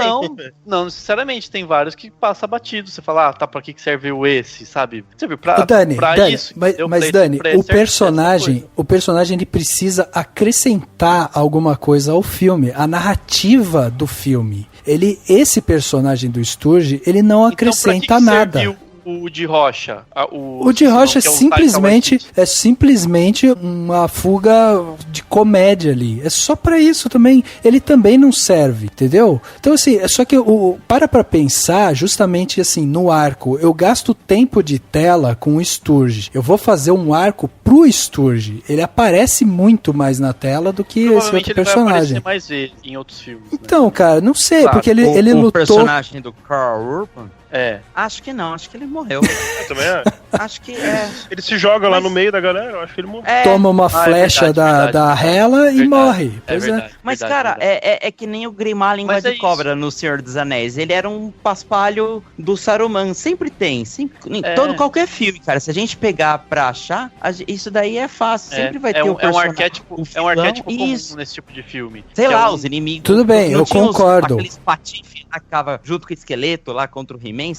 Sempre tem uma seca. Qualquer filme da Disney. Então, eu concordo com isso. É um arquétipo comum, assim, o cara que tá do lado do vilão, em algum momento meio que vira as costas pro vilão e serve como um pontinho de ajuda pra que os heróis derrotem o vilão. Isso existe em vários mundos. Tudo bem, eu concordo com isso. Só que assim, todos os personagens, esses personagens secundários, eles vão existir em todos os filmes. Sempre vão ter. Só que quando que um personagem desse se faz importante pra um filme? Quando ele contribui para esse arco histórico, para narrativa e tal dos personagens principais. Então, assim, se o Sturge fala alguma coisa que vai levar o Thor a ter uma reflexão e que vai mudar a atitude do Thor, ok, ele se tornou importante. Se o Sturge fala alguma coisa pra Hela e aí a Hela toma uma atitude, não sei o que, porque ele falou alguma coisa ali, blá, blá, ok, ele se tornou importante. Aqui, ele tem um arco solitário, voltado só pra ele, de um personagem que a gente conheceu agora, que não serve pra nada, e que o único momento de ápice dele é ele, sabe, agora eu vou defender Asgard. Que no lugar dele poderia ter a Valkyria, que tava deitada no chão porque tinha tomado uma porrada da Hela. Era isso só. É que a Valkyria daí é uma que não pode morrer e se sacrificar pelo país, né, então, mas eu tô dizendo assim, se fosse pra ter um personagem pra defender, ele conseguiu livrar sabe, tava tendo a invasão, os caras iam entrar na nave, não sei o que. Podia ter sido qualquer um, entendeu? Só que daí, se construíram todo esse arco só pra chegar nesse momento, pra ele fazer o sacrifício, foi um arco completamente vazio, que não levou, de novo, de nada pra lugar nenhum. A gente não cria empatia pelo personagem, o personagem não contribui com os personagens principais, a Hela, tipo, coloca ele como executor lá, tipo, sabe, de uma forma completamente aleatória, sendo que a última grande executora tinha sido ela, que era uma deusa da morte, e aí agora ela tá recrutando um cara qualquer que tá ali, sabe quando não tem sentido? Então é esse que eu acho que é um dos problemas que eu tenho com esse filme, é esse tipo de coisa. Eu achei assim, o personagem do Loki, por exemplo, eu achei o personagem do Loki super vazio nesse filme também, sabe? Não contribui também com muito. Aliás, você entra numa coisa que eu ia perguntar. O que vocês entenderam da história do Tesseract? Porque ele entra lá pra pegar o negócio do Surtur pra ressuscitar o bichão lá, e ele olha pras coisas que tinham guardadas lá. Ele pegou. Eu também acho que ele também pegou. Tanto é que eu acho que aquela nave da primeira cena pós-crédito é o pessoal do Thanos indo recuperar o Tesseract. Eles devem ter, tipo, ele não ia deixar, porque lembra, no Vingadores 1, o Tesseract, tipo, o Loki tem o Tesseract, ele sabe todo o poder, tipo, aquela olhadinha, ele não mostra, né, não mostra o Loki pegando, mas na hora eu tinha certeza que ele tinha pego. Então, mas e aí isso entra a questão do, tipo, do andamento da história na série toda da Marvel, né, tipo, ele pega o Tesseract, você tem uma movimentação o Tesseract, como que é o nome dos negócios lá, das joias, né, joias do infinito. Gemas do infinito. E não digo, às vezes pode ser até o Loki, pode ser que ele até traia de novo o Thor e tipo, não, eu tava levando pro Thanos mesmo, sabe? Tipo, porque ele é meio filha da puta, assim. Sim. Mas eu não tenho dúvida, isso tá na essência do Loki, assim, eu acho isso legal. Isso, eu também acho meio túbio dele, né? Exatamente. Então, isso que eu gostei, assim, tipo, eu sim, gostei. Achei interessante que ele tem isso, ele pode trair a qualquer momento, ele tá com essas joias do infinito que são grandes, como que chama aquele negócio que o Hitchcock fala falava? MacGuffin. MacGuffins, né, pra história andar, e que não deixa de ser mesmo, que é importante, né, pra você fazer a história andar. Você tem essas joias, e aí precisa buscar e juntar, e elas ficam passeando, e isso vai movendo a história. Isso eu achei interessante, entendeu? É isso e outros detalhes que fazem com que ande, com que caminhe, e até o próprio Ragnarok, né, o fim de Asgard, fazem com que a história do MCU continue, né, ande de alguma maneira, né. Isso da conversa com o universo cinematográfico da Marvel, isso não me incomodou aqui, como por exemplo me incomodou no Homem-Aranha. Aqui essas detalhezinhos que, como você falou, que fazem a história andar, tá orgânico, pelo menos. Pra não estar só aqui falando mal do filme, deixa eu elogiar então um pouquinho. E outra coisa que eu gostei é como a Marvel, consciente do carisma dos atores e consciente que o público já tá identificado com aqueles personagens, ela abusa bastante. Eu não tenho dúvida que tem a cena de improviso ali no meio, que deixou os atores... Vocês sabem o que tem que fazer. Então, e deixou a coisa com mais naturalidade. Então, todo o arco do Loki com o Thor fica amigável pro público, eu quero dizer. Então, isso é um dos pontos positivos do filme pra mim, é um dos poucos, aliás. Loki, I thought the world of you. I thought we were gonna fight side by side forever, but at the end of the day, you're you and I'm me. I know maybe there's still good in you, but let's be honest, our paths diverged a long time ago.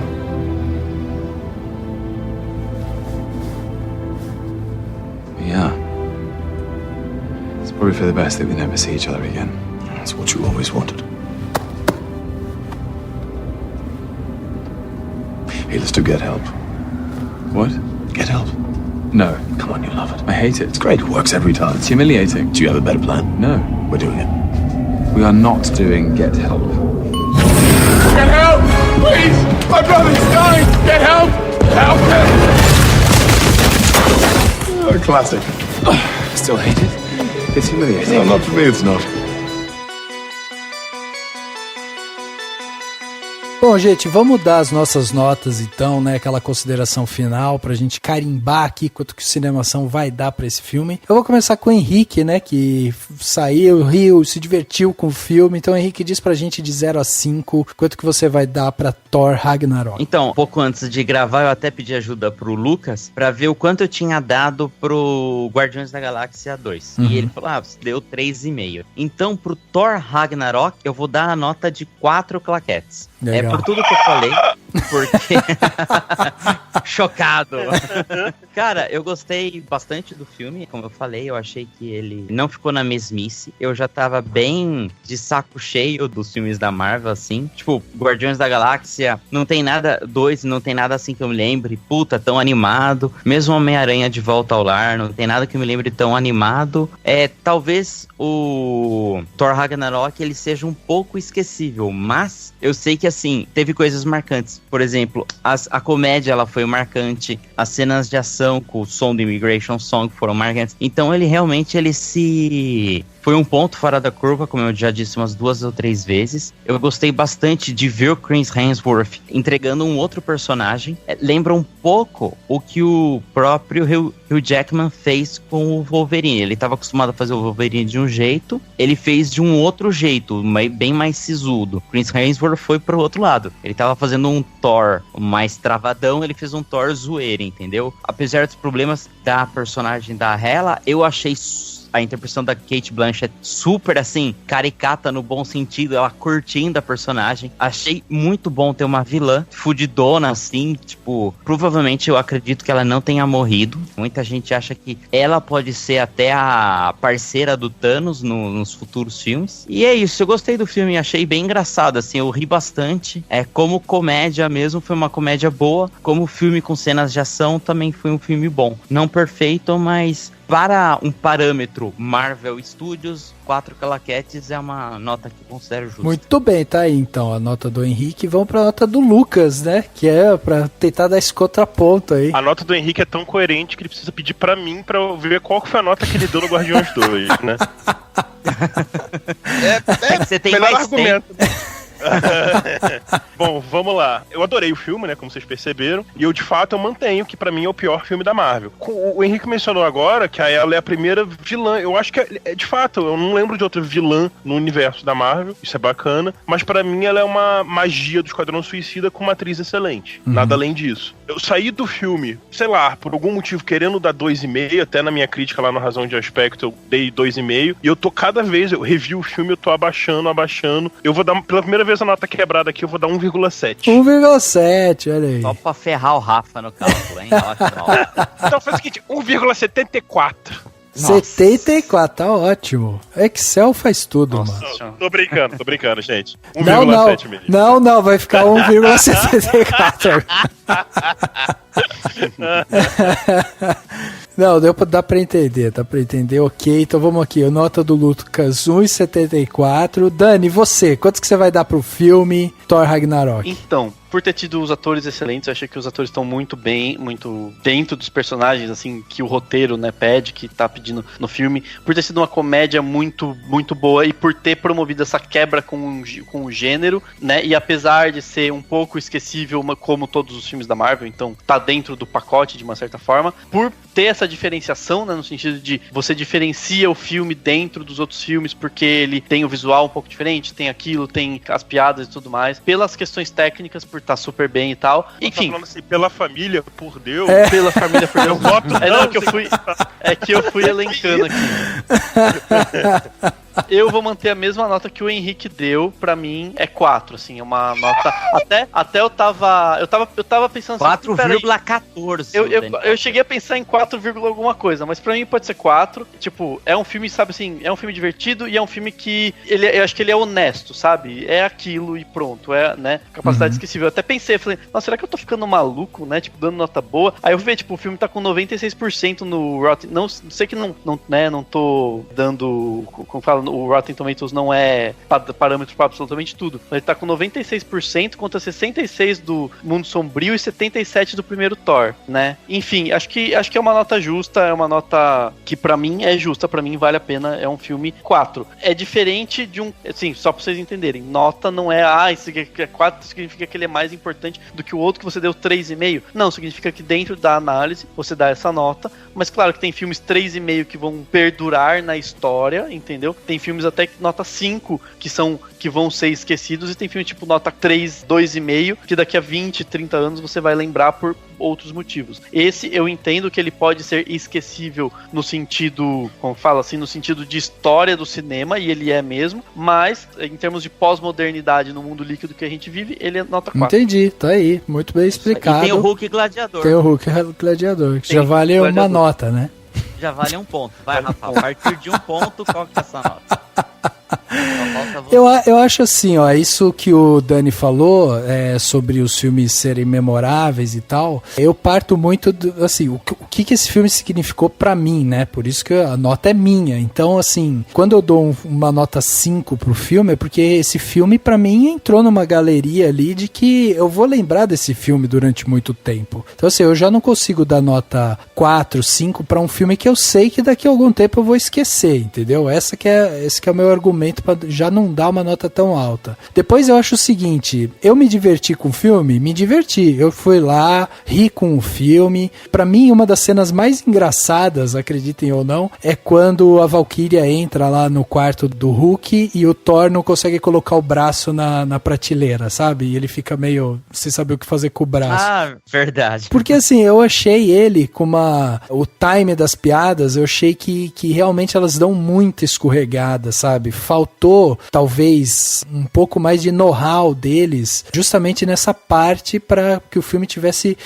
mais fôlego, ele tivesse uns respiros maiores ali, para que quando a piada entrasse, ela entrasse plena, sabe? E não, tipo, ficar repetindo, fazer algumas repetições, trazer algumas coisas que a gente já viu e tal. Então eu acho que esse que é um problema. Eu gostei muito da parte visual do filme, como eu falei, eu acho que é um filme que vale ser assistido num bom cinema, porque ele tem uma qualidade visual esplendorosa. É um dos poucos filmes que eu vi que dá muito essa noção de espaço, assim, a coisa da arena, você sente a arena gigante, quando eles estão na nave, você sente a nave gigante, sabe? Então, essa sensação espacial, eu gostei muito. Já que você tá falando de visual, eu queria, quando for preso, ter um corte de cabelo tão maneiro quanto o Thor ganhou do Stan Lee. Exatamente, exatamente. Então, não faz sentido, não faz sentido esse corte. Não faz sentido, mas assim, ó, essa, por exemplo, é uma liberdade poética que eu acho que a gente deixa passar, entendeu? Porque, tipo, é a questão ali da estética visual do filme, tá dentro dessa estética visual. O que eu acho que a gente não pode deixar passar são personagens que às vezes não são coerentes, que de repente perdem o foco, que de repente a gente começa a olhar aquilo e falar, não acredito que tá acontecendo isso. A hora que o Thor tá dentro aquela cena que ele tá na cadeira e tá passando aquelas imagens e ele começa a fazer uma cara de quem vai gritar e a cena corta e ele tá gritando, aquilo ali eu achei completamente ridículo. Eu falei assim, como é que pode o cara que é Deus do trovão, sabe, tá ali gritando? É que pra ele era muito assustador. Ah, mas que coisa ridícula, que coisa mais boboca, sabe? Completamente fora de tom. O cara ali que é super forte consegue descer a porrada. Ele e o Hulk tem mais ou menos o mesmo nível de força. E aí, tipo, o cara tá gritando porque tá vendo slideshow, cara. Pelo amor de Deus. Só uma coisinha. A música que toca nessa cena é a Pure Imagination, que é do A Fantástica Fábrica de Chocolate. Exatamente. Então, assim, eu acho que esse filme, ele não vai ser memorável. Eu acho que ele se confunde muito com Guardiões. E por isso, eu vou dar nota 2 pra esse filme, porque eu acho que ele é um filme que vale a pena ser assistido apenas pela diversão. Você vai lá, senta, assiste, se diverte, não precisa ficar raciocinando muito, não precisa, sabe, vai, assiste um filme divertido, dá umas risadas, vai embora e pronto. Porque é um filme que vai do nada pro lugar nenhum, não tem muita coisa ali pra acrescentar, o personagem evolui pouco, sabe? Então, ele tem uma série de problemas estruturais, ao meu ver, né? Então, se a gente pegar aqui o 1,74 do Lucas, o 4 do Daniel, os meus 2 e o 4 do Henrique, estamos carimbando aqui para Thor Ragnarok a nota de 2,94. Essa é a nota que o Cinemação tá dando. Praticamente 3, né? Mas é 2,94. Prova que o Cauê tá certo, que ele deu 3 na crítica. Exatamente. Foi tudo friamente calculado pra fazer formar a nota do Cauê. Exatamente. Até eu olhei aqui rapidinho, falei, calma, só pra, tipo, ver pessoas, né, próximas. A nota no Adoro Cinema do Lucas Salgado foi de 4 de 5. Do Thiago Belotti foi 8 de 10, que é a mesma coisa, né? Uhum. E do Gabriel Gaspar foi 9 de 10. Muito bem. Não, só pra ter uma, tipo, porque quando vocês estavam falando as notas, e eu vi no Rotten Tomatoes, né, o 96, peraí, não entendi, a galera, quem tá gostando, quem não tá, entendeu? Uhum. Aí, tipo, só fui dar uma olhada aqui, assim, tipo... Basicamente, ele disse que eu e o Rafa, a gente não serve pra nada, né?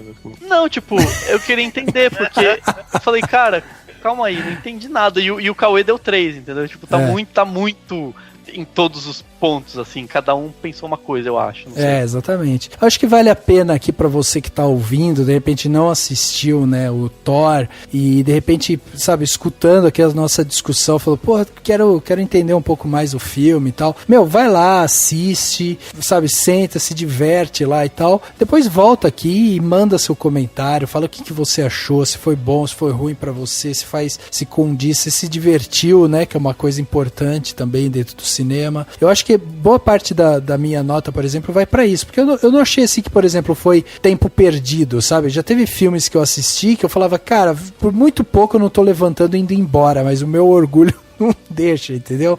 E Thor não foi esse caso. Thor eu achei divertido ali, tinha essas cenas visuais que eu achava ok, sabe? Achei bonito e tal, mas assim, eu acho que a gente precisa, tipo, discutir um pouco mais, porque talvez esses filmes de super-herói, eles estejam realmente chegando numa fase agora de reflexão, né, da sua própria existência, tipo, pra onde será que eles vão correr? O que será que eles vão fazer? Qual que vai ser a toada? Será que o próximo filme do Thor pode ser um suspense, cara? Não sei, porque cada hora o cara aparece de um jeito, entendeu? Então, vai lá, assiste o filme, volta aqui e deixa seu comentário.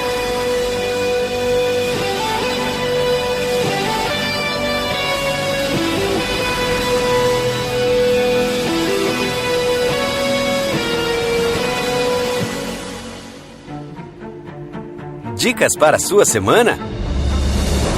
No Plano Detalhe.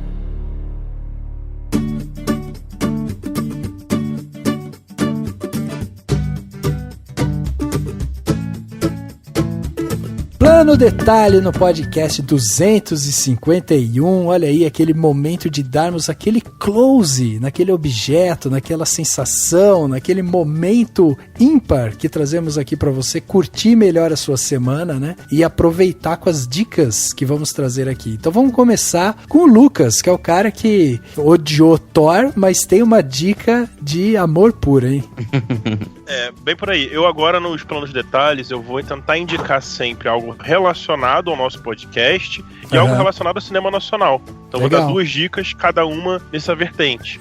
Relacionado ao Thor, tem um canal no YouTube chamado Pipoque Nanquim, que é uma galera que eles são focados em quadrinhos, né, como o próprio nome já disse, né, Nanquim. E eles sabem muito, assim, eles sabem assim, na edição 27 de não sei o que, aparece um personagem que vai aparecer depois na edição. Então, assim, são aqueles nerds de quadrinho mesmo. E eles têm, óbvio, muitos vídeos sobre Marvel, muitos vídeos sobre Thor. Inclusive um recente chamado Thor Ragnarok, explicando a origem dos quadrinhos. Eles, quando veem um filme baseado nas HQs, eles trazem a visão, comparando, assim, é bem pra fã mesmo. Eu que não gosto de quadrinho, assisto o canal só pra poder me inteirar, só pra de tão bom que é o conteúdo deles. Então vale aí essa indicação. Legal. A outra dica vai ser um filme nacional que, sim, a gente tem discutido aí nas últimas semanas sobre o que é arte, o papel da arte, limite da arte. Eu vou indicar o filme Deserto. Deserto eu conheci no Festival de Brasília do ano passado. Tem crítica aqui no Cinemação, a Rafa pode botar no link aí da postagem.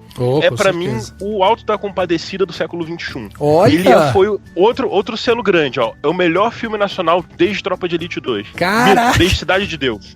Ele é melhor pra mim que Tropa de Elite. Então, assim, é dirigido pelo Gui Weber, tem o Lima do Ártico no grande nome do filme, ele tem um monólogo fantástico. E, assim, não é um filme fácil, porque ele cutuca todo mundo. Cutuca todos os papéis sociais, cutuca o próprio sentido da arte mesmo. Tem um design de produção fantástico, uma fotografia linda. Então, assim, tá no NetNow, pra quem tem acesso ao serviço. Ele ficou em cartaz em poucas salas, já tá no NetNow, vale muito conferir. Muito bom, olha aí. Vou correr atrás desse filme, porque depois desses selos aí, olha, impressionou, viu? E aí, Riquinho, o que você vai trazer pra gente de plano detalhe hoje? Cara, eu vou trazer um plano detalhe que não tem nada a ver com o podcast. Legal. É um livro que eu ganhei de um menino muito lindo chamado Daniel Cury, no meu aniversário. E esse livro se chama Mulheres Perigosas. Ele é uma coletânea de contos, são 21 contos, organizados pelo George R.R. Martin, também conhecido como o Carniceiro de Winterfell, né, o escritor lá de Game of Thrones. E esses 21 contos, eles todos têm focos personagens femininas, por isso Mulheres Perigosas, o título. E não necessariamente é que as personagens femininas são as heroínas dos contos, não. Podem ser as heroínas, pode ser um pouco coadjuvante, as vilãs. O importante é assim, cada conto tem uma personagem feminina extremamente forte, extremamente importante. E é um livro grande. São os 21 contos, eles estão distribuídos em 734 páginas. Mas, pessoal, é uma delícia de ler, viu? Eu tô lendo um conto por semana. Eles são dos mais variados temas. Se eu não me engano, o primeiro conto, uma história de faroeste. Cada conto tem mais ou menos 35 páginas. Então, tem um conto que é uma história no faroeste. Tem outra que é na Inglaterra do século V. O último conto que eu li eram de uma equipe de pilotos mulheres, né, da Força Aérea Russa na Segunda Guerra Mundial. Então tem de tudo quanto é tipo de história mesmo. Legal. E assim, uma coisa legal desse livro é que a gente acaba conhecendo um monte de escritor. E das 21 contos, mais da metade são contos escritos por escritoras. Também é um destaque. Eu vou dar um exemplo aí, é que tem o conto da Diana... é ótimo, né? Sim. Um monte de homem falando sobre mulheres. Sobre mulher, ia ficar sacanagem. Eu acho que dos 21 contos, se eu não me engano, acho que 16 são de escritoras. Talvez uma das mais conhecidas é a Diana Gabaldon, que que é a criadora de uma série de livros chamada Outlander, que tem uma série, que tem as 2 primeiras temporadas na Netflix, que é uma série muito boa, e é o meu segundo plano detalhe. Aí eu vou puxar 2 planos detalhes, então, se puder. Opa. Então, o primeiro, Mulheres Perigosas, e o segundo é essa série, Outlander. Ele conta a história de uma... Essa é a primeira cena da série. É uma enfermeira, se eu não me engano, ela é inglesa, é o fim da Segunda Guerra Mundial, e ela vai pra Escócia com o marido dela comemorar o final da guerra. E aí, por conta de um elemento mágico, ela volta 200 anos pra trás, ou seja, ela vai pro século XVIII, e ela tá no meio de uma revolução que teve na Escócia nessa época, porque na época a Escócia pertencia ao reino inglês. Então, é uma série muito interessante, ela não é cheia de efeitos especiais, mas ela tem como personagem principal uma mulher extremamente forte, que sofre tudo o que as mulheres sofriam lá naquela questão de machismo, tem muita cena assim de tentativa de estupro, tudo mais, e é interessante ver como ela se adapta à realidade. E é muito assim, lembra daquele filme Valente da Disney, que tinha aqueles escoceses com espadas, tudo? Sim. O pessoal das Terras Altas, nesse século XVII, século XVIII, aliás, eles lutavam assim. Então, ela tá no meio de um grupo que ainda luta com machado e escudo contra os ingleses lutando com escopeta, que era da época lá dos 3 mosqueteiros. Então, tudo isso é muito interessante. E fala de situações históricas. A escritora, ela é uma grande historiadora, na verdade. Então, teve a tal da Revolução, o jacobitismo, né? A Revolução Jacobita, que é histórica, que é quando a Escócia tentou se separar da Inglaterra. A gente vê isso acontecer. Então, tem personagens reais da história mesmo da Escócia e da Inglaterra. Então, a gente tem tanto uma série que fala de elementos históricos, de um que a gente não tem muito contato, tipo, onde a gente vai ter uma série que fala das terras altas da Escócia. Exato. E com esse elemento da magia, de a gente pegar uma pessoa que, tipo, lutou na Segunda Guerra Mundial e se vê 200 anos no passado, assim. Então, vale a pena também procurar Outlander, tá atualmente na 3ª temporada, e tem as 2 primeiras temporadas completas na Netflix. Netflix paga nós. Muito bem, olha aí, ótimo plano detalhe, hein? Completíssimo do Henrique. Dani, e você, o que você trouxe aí pra gente? Eu ia trazer 2 planos detalhes, só que aí, por conta do debate hoje do filme, eu resolvi trazer um outro primeiro, assim. Tem um pouco a ver com a ideia de críticas tão opostas, com pontos de vista tão diferentes de um mesmo filme, né? E eu sei que é de um filme mais difícil de achar, porque ele passou na Mostra de São Paulo, mas enfim, eu assisti o filme 1917, que é um documentário sobre a Revolução Russa. Ele passou lá na Mostra de São Paulo, eu assisti, e não tive uma experiência muito boa com ele, não gostei muito dele, escrevi uma crítica no Cinemação, bem mais breve, dessas críticas um pouco mais de rapidinhas, né, um textinho mais rápido,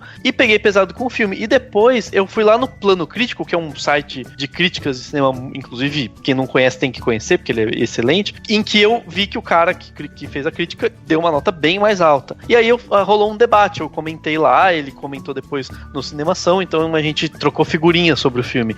É bem legal pra sugerir pras pessoas, pra quem tiver interessado, e não se importar com spoiler de documentário, né, que vão combinar que não é um problema, de ler essas críticas e de entender os pontos de vista e de repente ler até os comentários pra entender essa troca de figurinhas, que dá pra você fazer isso sem, né, sair se engalfinhando com ninguém, entendeu? Inclusive dá pra você gostar de opiniões políticas diferentes sem brigar. É bom que as pessoas entendam isso, que acho que tá sendo importante. Então, esse é o primeiro plano detalhe. O segundo vai ser uma reportagem que talvez você tenha ouvido falar porque ela tá bombando na internet, que é a história do Ricardo Correia da Silva, que era conhecido como Fofão da Augusta. É uma reportagem que saiu no BuzzFeed. Ela é muito longa, você demora pra ler mesmo, assim, ela é longa mesmo, mas ela tá espetacular e ela, tipo, você lê com mais vontade do que um livro do Dan Brown, assim, você fica preso nela e você quer ler e ler e ler e ler atrás, não parar de ler até o final. É muito boa, muito bem escrita e conta uma história muito interessante, né? Um cara que tava sempre na Augusta, ele fez aplicações no rosto, tinha um rosto um pouco deformado, muita gente se assustava, ele morou na rua e teve uma vida bastante marginalizada, mas tem uma história de vida muito interessante e que reflete um pouco dessas pessoas invisíveis, né? Que às vezes tem nas ruas aí, que todo mundo vê, mas não conhece propriamente, né? E aí um mais político, político aí, que eu acho que é interessante, que eu tô compartilhando com todo mundo, o artigo que saiu hoje, na data de gravação desse podcast, da Eliane Brum, lá no El País, no site do El País. O artigo se chama Como Fabricar Monstros para Garantir o Poder em 2018, e ela fala do porquê que a situação política do Brasil está como está, e do quanto ela é interessante para determinados grupos políticos, enfim, se manterem no poder de alguma maneira. Então eu sugiro para todo mundo ler, para tentar o máximo não se fazer de massa de manobra do que está acontecendo aí. Eu acho que a Eliane Brum, além de escrever muito bem, ela tem uma visão muito, muito sóbria, né, da política e da realidade. Então fica aí 3 indicações, né? O debate sobre o documentário 1917, a reportagem com o Fofão da Augusta e o artigo mais recente da Eliane Brum sobre política. Pô, sensacional, meu. Então, já que o Dani deu 3 planos de detalhe, eu vou dar um só pra equilibrar. Pra compensar, Rafa. Exatamente. O meu plano de detalhe é um que eu acho que até o Lucas vai gostar, vai ficar uma dica aí, porque eu sei que assim como a minha própria pessoa, o Lucas também gosta de um futebolzinho, né? Opa, tamo aí. Eu tenho um plano de detalhe que eu acho que vale a pena, porque assim, eu tenho sentido muita falta de escutar um podcast e tal que fale de futebol, sem ser esse jornalismo esportivo que a gente tem, que às vezes é muito crítico, às vezes pouco estudioso e muito mais voltado pro torcedor, né? E aí eu encontrei um podcast que eu tenho escutado, tô gostando muito, que se chama The Pinch Invaders, que é do blog Futuri, que se escreve F-O-O-T-U-R-E. Um blog que se propõe a falar de futebol de uma maneira muito mais pensada, sabe? Muito mais filosófica e tal. Então, o podcast vem com essa proposta também. Eles querem discutir um pouco mais o futebol. Eles não ficam falando assim, tipo, só da rodada, sabe? Ah, teve jogo agora do Campeonato Brasileiro, vamos falar sobre o jogo e tal. Não, eles discutem mesmo o futebol como ciência. Então, pra vocês terem uma ideia, o último podcast deles foi... É possível propor jogo no Brasil? O que é propor jogo no Brasil? Eles discutiram isso, trouxeram o Calçade, que é um jornalista. É em português o podcast? Em português, exatamente. Pelo título pareceu, né? Isso é uma coisa que eu não gosto muito, essas coisas de sempre ficar inglesando, né, os títulos e tal. Mas a discussão, ela é feita por um pessoal lá do Sul, e a discussão, ela sempre passa por isso. Então, assim, por exemplo, eles fizeram outro podcast, uma análise das equipes classificadas à Copa de 2018. E aí eles falam lá um pouco também sobre essas equipes. Discutem um pouco, o que é uma linha de 3 e uma linha de 5 e tal, quando é que elas são utilizadas e tal. Então, assim, eles ficam discutindo esse tipo de coisa que eu acho muito bacana, porque fala de futebol. Eu, pra quem não sabe, eu sou corintiano e tal, mas eu não sou do tipo que, eu sou corintiano e quero que todo mundo morra. Vai, Corinthians! Exatamente. Você sabe ler e escrever, né, por exemplo? E não rouba a carteira das pessoas na rua. Pois é. Mas eu sempre gostei muito mais do esporte, sabe? Do futebol em si. Eu sempre gostei do que envolve o esporte. Então eu acho que esse blog, né? Esse site aí, futurifc.com.br, vai estar o link aqui no post. E o podcast são ótimos para quem quer entender um pouco mais de futebol, discutir um pouco mais de futebol num nível diferente do que a gente costuma consumir no nosso dia a dia. Então o meu plano de detalhe hoje vai para um podcast.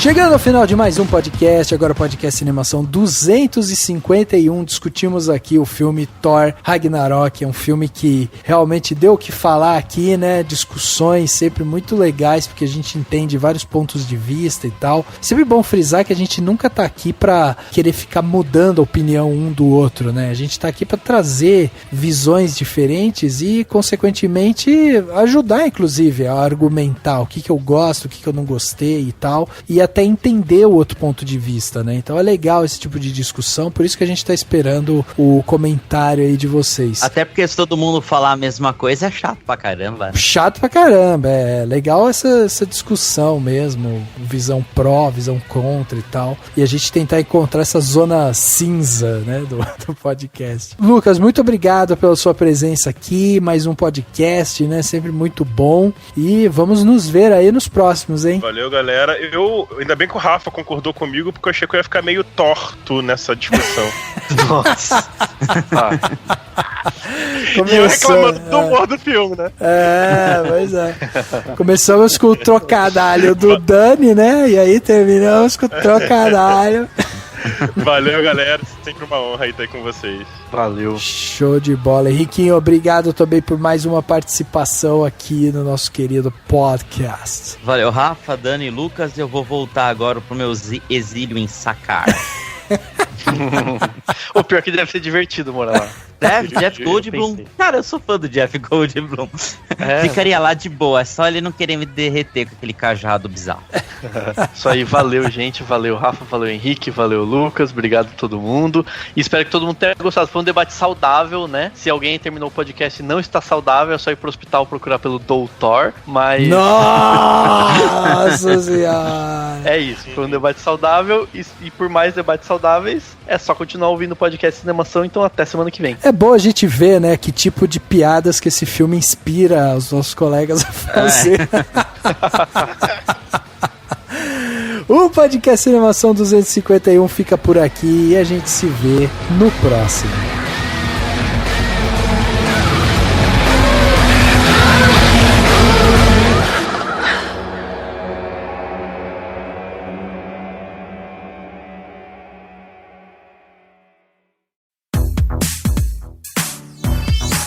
Esse podcast foi editado pela Isso Aí Design. Tudo isso é forma com função. É design estratégico. É isso aí.